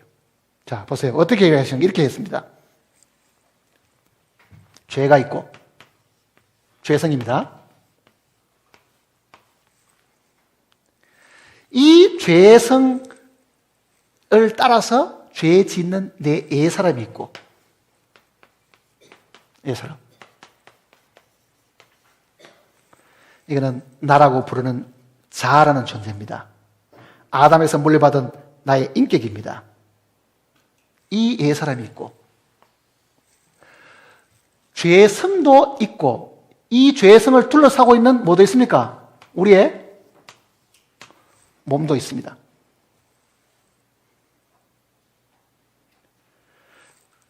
우리가 바라는 것은 요거를 홀라당 빼버리면 좋겠다 생각하지만요, 하나님은 죄성은 그냥 두시고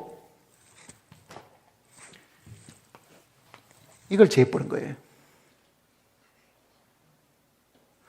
죄성은 그냥 있고 이 애사람, 아담에 속한 이 애사람을 처리하신 거예요. 그러면은 죄의 종로로 사는 이 몸은 어떻게 되느냐? 할 일이 없어질 뿐 거예요.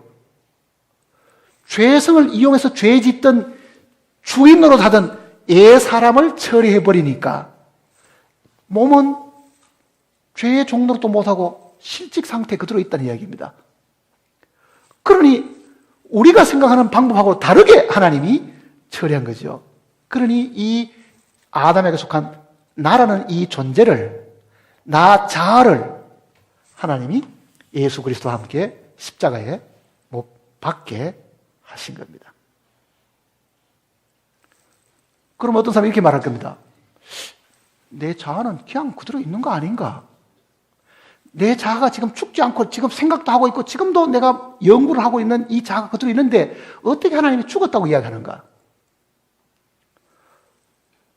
하나님이 말씀하신 것은 이게 기능이 상실하는 정도의 죽음이 아니라 예수님 안에 나라는 이 존재를 함께 십자가에 못 박혀 죽게 하셨을 때에 나의 애 존재인 이 애 사람을 멸해버렸으니까, 우리의 애 사람이 그리스도와 함께 십자가에 못 박힌 것은, 그게 로마서 6장 6절의 이야기잖아요. 그럼 어떻게 되느냐? 죄가 주인을 잃어버리니, 지시할 주인이 없어져 버리니까 죄가 더 이상 몸에게 명령할 권한이 사실 없어진다. 다시 보세요, 이제. 로마 6장을 다시 보시면요.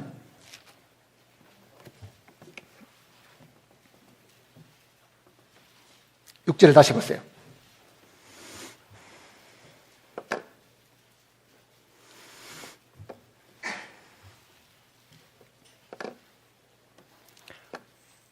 육 절.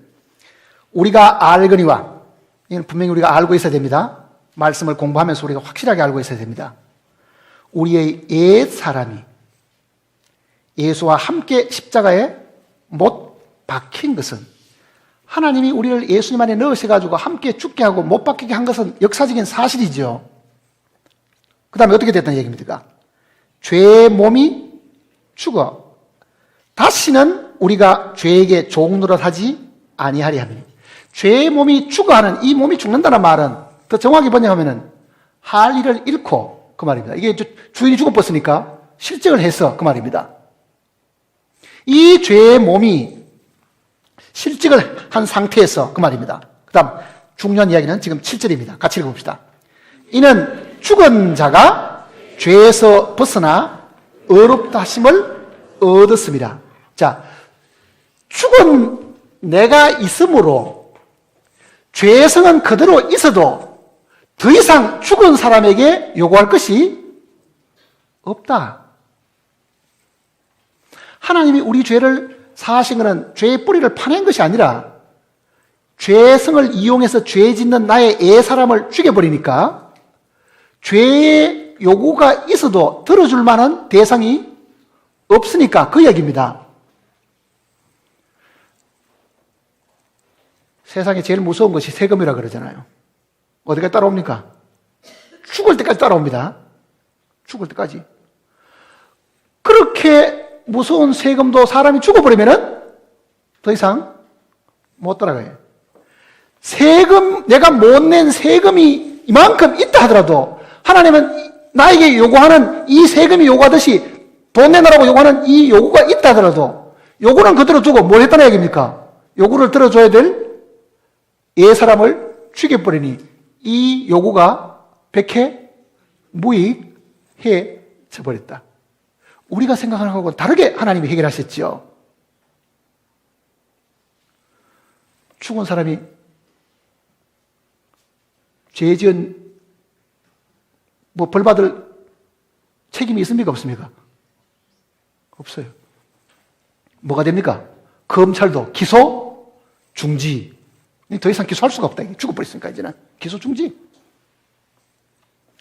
하나님이 죄 용서하신 것은 피로서 우리가 이미 지은 죄를 용서하셨지만요, 우리의 죄성은 뿌리째 뽑아내지를 않고 우리의 이 사람을 예수님 안에 집어넣으셔가지고 죄의 요구가 빚이 계속 남아있더라도 그거를 이룰 수 있는 그 사람을 주님 안에서 죽게 하셨으니 죄와 상관이 없는 자로 만들어주신 거예요. 그것이 주님의 이 십자가입니다. 십자가.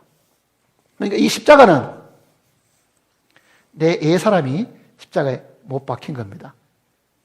그러면 그게 구원의 완성이냐? 부활도 있고 죽음도 있는데 여기까지만 그러면 우리가 한번 생각해 봅시다. 자, 우리가 이론적으로 우리의 옛사람이 십자가에 못 박혔다. 우리의 낱낱 죄는 주님의 보혈로 다 씻김을 받았다. 그래도 마음이 불안하지요. 머릿속에 그걸 다 듣고 배웠는데도 이 효력 발생을 안 하는 것 같은 거예요. 효력 발생을. 실제 효력 발생을 해야 되는데 그것도 객관적인 이야기 같잖아요. 십자가에 달려 죽은 것이 객관적인 거거든요. 이 주님이 죽으신 이 객관적인 이 사실을 하나님이 예수 그리스도를 하늘에 다시 불러 올렸습니다. 그리고 우리에게 뭘 주십니까? 성령을 주시죠. 자, 성천과 이 성령은 관련이 있습니다.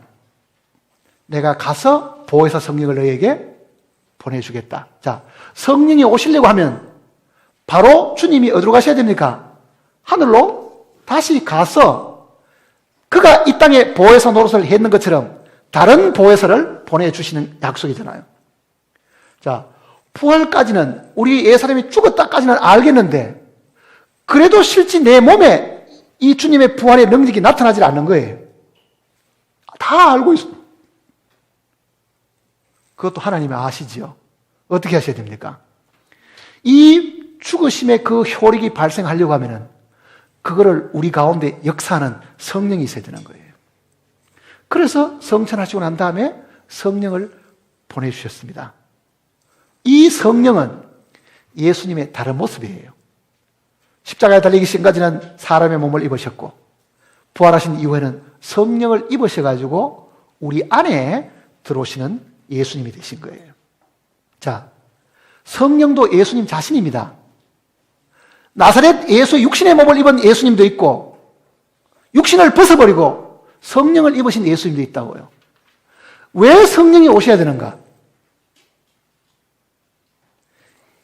십자가상에 이루어진 이 사실, 밖에 있는 이 객관적인 사실이 내 개인의 경험이 되게 하려고 하면은 성령이 내 안에 오셔야 되는 거라, 이제는. 예수님은 내 옆에는 계셨고 이 세상에 계실 때 사람과 함께는 계셨지만 사람 속에는 나사렛 예수가 들어갈 수가 없잖아요. 그러니 그 예수님이 밖에서 아무리 이야기를 해줘 봐야 안에 능력이 안 되잖아요. 예수님이 우리 안에 들어오셔가지고 능력이 되시기 위해 가지고 그가 성령을 입으신 거예요. 그러니까 성령이 이 땅에 오신 것은 죽으신 이 죽음을 내 경험이 되게 하기 위해서 내 안에 모셔드릴 수 있는 예수님으로 자신을 바꾸신 겁니다. 그게 오순절이에요. 오순절의 그 성령은 특별한 사람만 받는 게 아닙니다. 금식하고 기도한 사람만 받는 게 아니고 모든 육체에게 부어주리라 그러잖아요. 예수 그리스도가 세상의 구세주인 것처럼 성령도 세상의 능력으로 이 땅에 사실 오신 거예요. 그러면은 그 성령을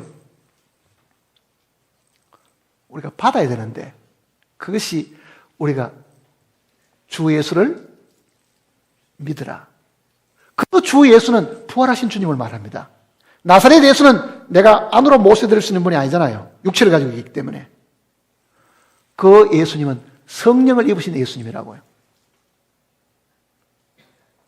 그 성령을 입으신 분이 내 안에 들어오시게 되는 것이 언제냐? 내가 처음 주님을 모셔드렸을 때죠. 자, 성령이 들어왔다. 그러면 그 성령은 뭐 하시느냐? 그분이 바로 예수님 자신인데 그분이 뭘 하시느냐 그러면 내 안에서.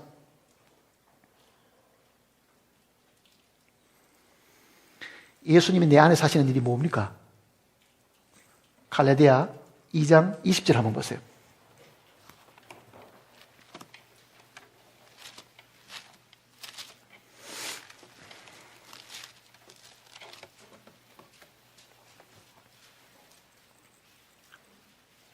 갈라디아 2장 20절입니다.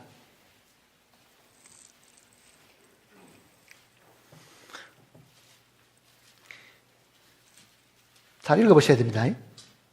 같이 읽어봅시다. 내가 그리스도와 함께 십자가에 못 박혔나니. 자, 거기까지는 로마서 내용하고 같이요.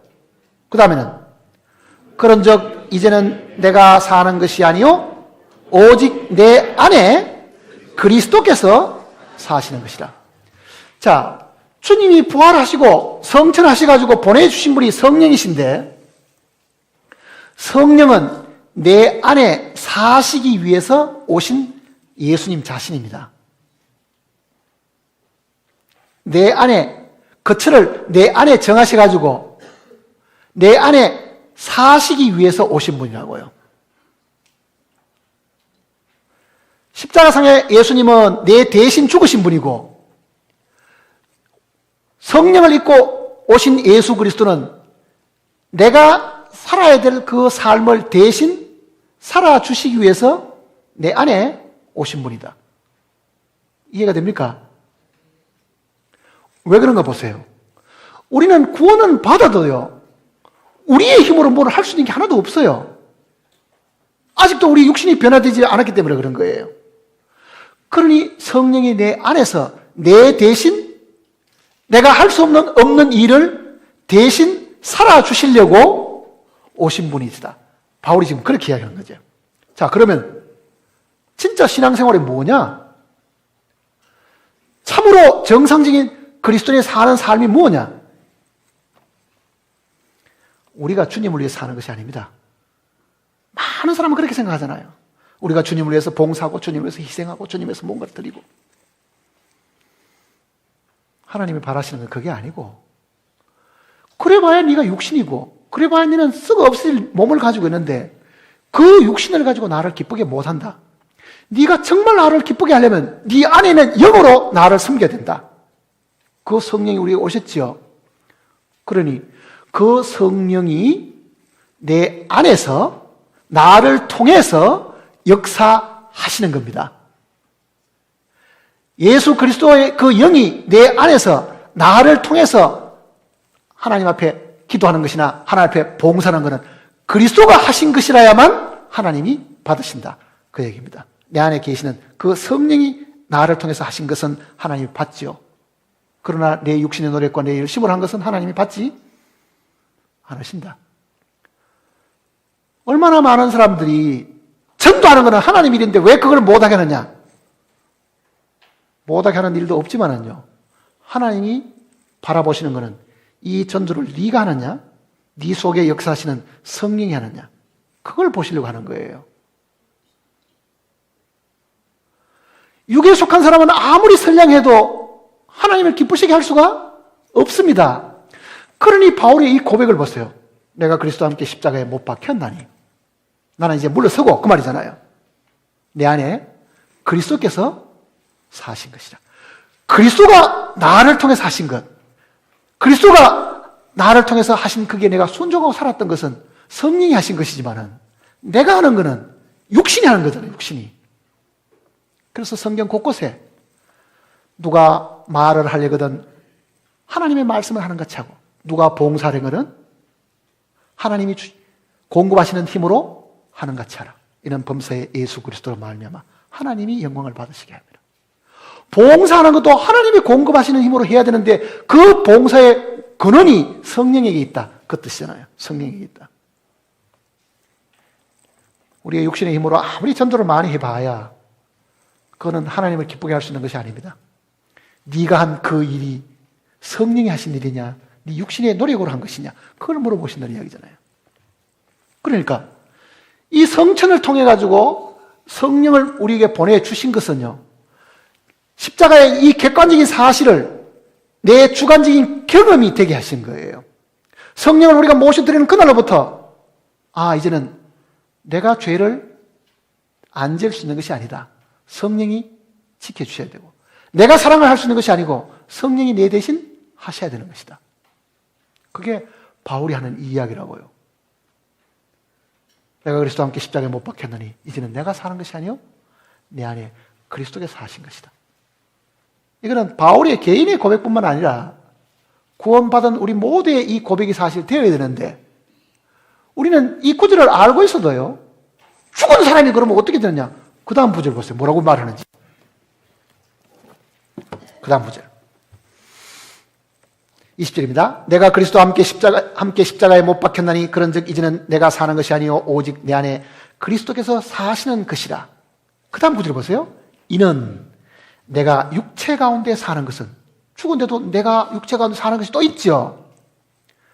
내가 육체 가운데 사는 것은 나를 사랑하사 나를 위하여 자기 자신을 버리신 하나님의 아들을 믿는 믿음 안에 사는 것이라.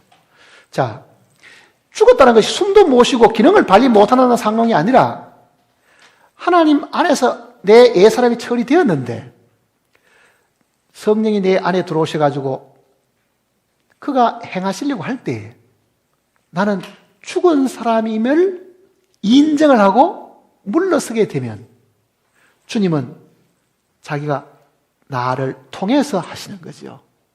나를 통해서.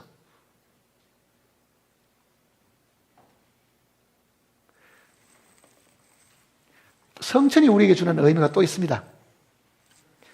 자, 부활하고 우리가 새 생명을 얻었지요. 주님의 생명을 얻었습니다.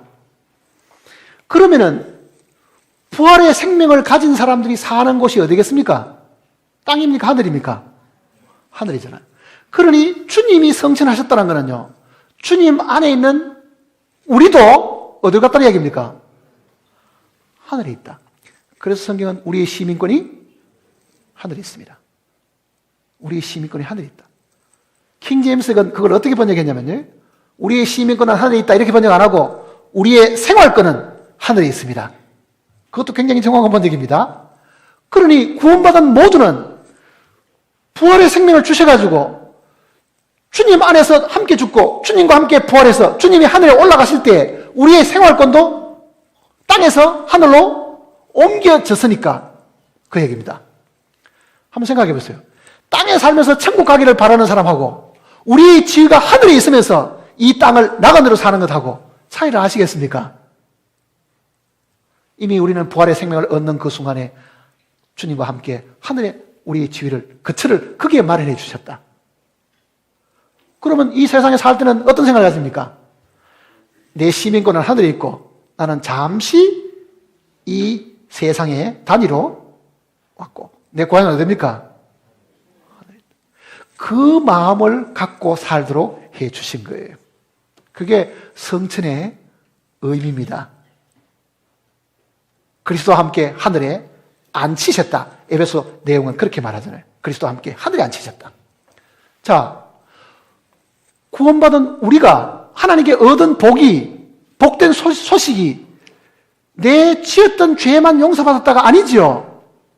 부활의 생명도 주셨고 우리의 생활권도 땅에서 하늘로 옮겨 주셨고, 얼마나 놀라운 얘기입니다. 뿐만 아니라 재림하실 때 저 외우라고 지금 주신 구절이 뭡니까? 그리스도가 다시 오시는 그날 그리스도 안에 있는 그 생명이 주님과 함께 인광 중에 나타나는 건 뭐냐? 주님과 함께 재림하는 거죠. 땅에서 주님을 맞이하는 것이 아니라 이 땅에 있는 모든 살아있는 성도들도 공중으로 끌어올려가 공중에 들어갔다가 공중에서 다시 내려오는 거예요. 왜? 우리의 거처가, 땅의 거처는 벗어났으니까, 우리의 생활권이 하늘에 있으니까 이 땅에 있는 모든 사람을 공중으로 다 데려 올라가십니다. 그게 휴거잖아요. 휴거. 그리고 주님이 이 땅에 재림하실 때에 영광 중에 주님과 함께 나타난 겁니다. 여기까지가 복음이라고요, 사실은요. 영광 중에 나타난 거. 그럼 몇 가지 읽어보세요. 이렇게 많은 거예요, 지금. 그게 그리스도인의 진짜 소망이잖아요. 진짜 소망.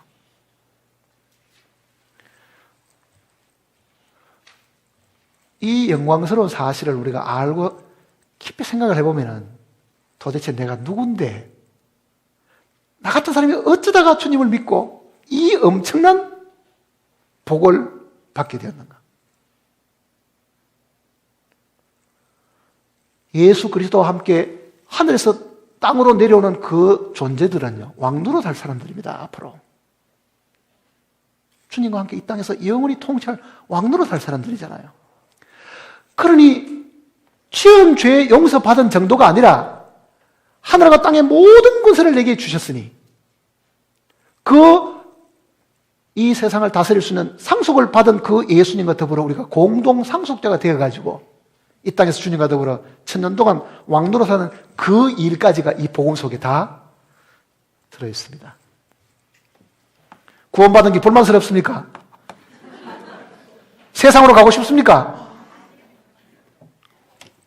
아이고, 내가 시큰 세상에 마음대로 살아 죽기 한 5분 전에 구원받았으면 딱 좋겠다. 저 십자가상의 강도처럼 하고 싶은 거 다 하고 가고 싶은 데 다 가보고. 몸만 피곤하지 뭐 있어 남는 게.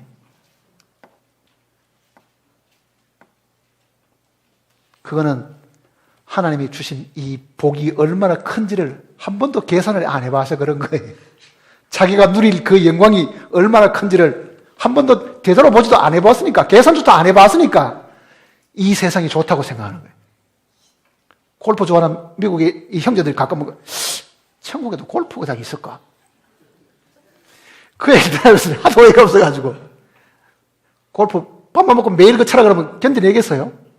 너는 하루 종일 아침부터 출근해가지고 골프 치는 게 네 일이다 그러면요, 한 달쯤 치다가만 지쳐가 두 번 다시 못 칠 겁니다. 육신이 못 따라줘서 못하고, 그게 뭐가 그렇게 즐거운 일인지 모르지만은 남들 골프 안 치는 게 자기 골프 치니까 이게 무슨 큰 특권에 있는 것처럼 사람들이 생각하지만요, 그거를 업으로 치라 그러면 그보다 더 괴로운 것도 없습니다. 매일 골프장에 쳐놓은 그 농약 냄새 맡아야 되죠. 잔디에다가 얼마나 독한 약을 치는지 아십니까? 그게 뭐가 그렇게 대수라고 저 천국에 골프장이 있냐고 물어.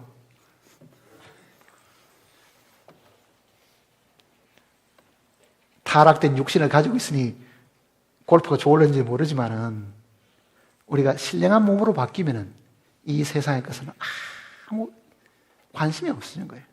관심이 없습니다.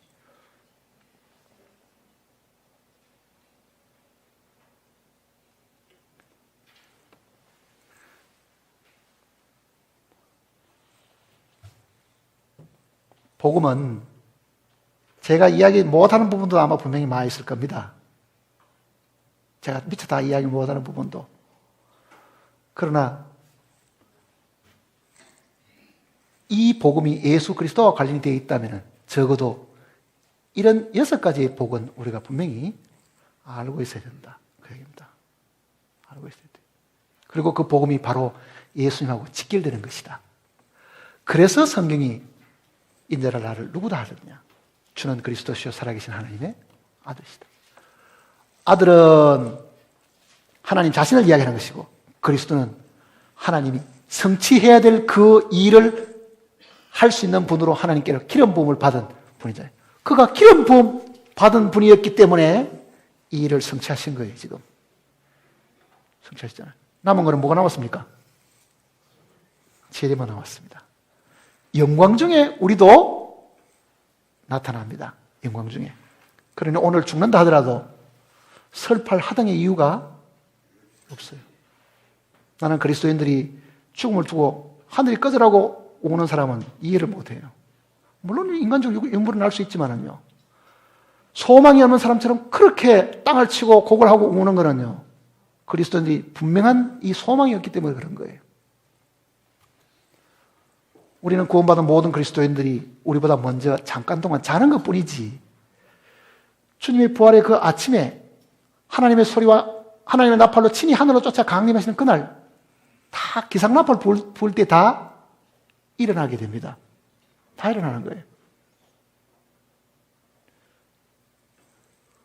그게 부활이잖아요. 부활. 우리가 육신의 부활이 있는 거예요. 육신의 부활.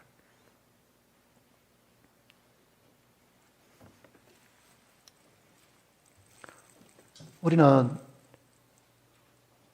죄에 대한 사함은 받았고 죄의 이 권능에서부터 사함 받는 거는, 구출을 받는 거는, 이건 사함 받는 게 아니라 구출을 받는 거는 매일매일 생활 속에서 구출을 받아야 됩니다. 그게 이 범죄들이 용서받는 것하고 죄의 권세에서 해방받는 것하고는 차이가 있습니다.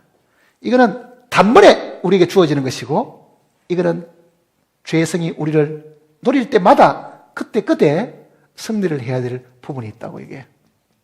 이는 주님 오실 때까지 우리가 매일매일 해야 될 일들이에요. 왜? 그날 승리하는 것이 아니라 이미 주님이 승리하신 그 승리에 깃발을 꽂고 지키기만 하면 되는데 그걸 안 하고 있는 거죠. 사실은 이미 승리하셨다. 이미 주님이 죄의 권세에서 나를 건져 주셨다는 것을 믿고 깃발을 꽂고 있으면 되는데 자기가 죄의 쾌락을 즐기기 때문에 못 벗어나는 거예요. 죄의 쾌락을 즐기기 때문에. 죄가 주는 재미가 있어요. 이렇게 뒤에서 남 소리 하는 것도 얼마나 재미있습니까? 예? 남의 말 하는 것도 들 앉아가 이야기하면 그게 무슨 깨소금처럼 고소하고 재밌죠?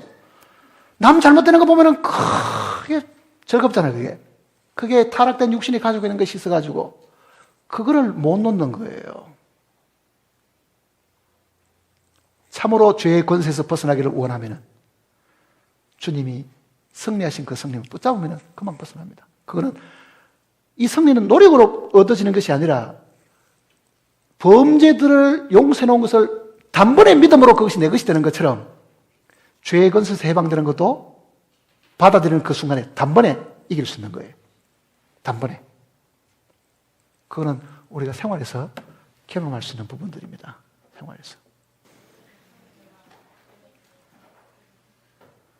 아버지 하나님, 주님의 사랑을 입은 형제 자매들이 주님의 이름으로 한자리에 모였습니다. 하나님께서 우리에게 베푸르신 은혜와 복이 너무나도 크지만은 우리는 우리가 받은 그 복이 어떠한 것이며 얼마나 위대한 것이고 얼마나 가치 있는 것인지를 깊이 생각하지 않고 살아왔습니다. 우리에게 베풀어주신 이 은혜가 엄청나지만은 우리는 실제 생활 속에서 제대로 누리지도 못하고 살아왔습니다. 우리의 어리석음을 주님께서 깨우쳐 주시고 우리에게 새로운 사실들을 보여주셨으니 함께 말씀을 들은 모든 심령들이 이 시간 이후에는 주님이 우리에게 주신 그 복을 매일 생활 속에서 누리고 즐거워하고 기뻐하는 삶이 되도록 우리를 축복하시고 인도해 주시옵소서.